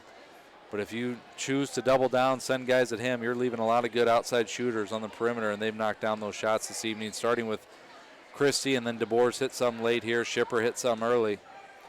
Yeah, you saw, the Lions that third quarter, they kind of ran a little different defense where they ran a backside at him, but eventually the Dutch figured that out, and they started cutting that backside uncovered man to the basket. A few subs now going in for the Dutchman. Number 53, Aiden DeYoung. Number 3, Colton Corver. And waiting to check in at the scorer's table is Dante Scheitman. Free throw no good.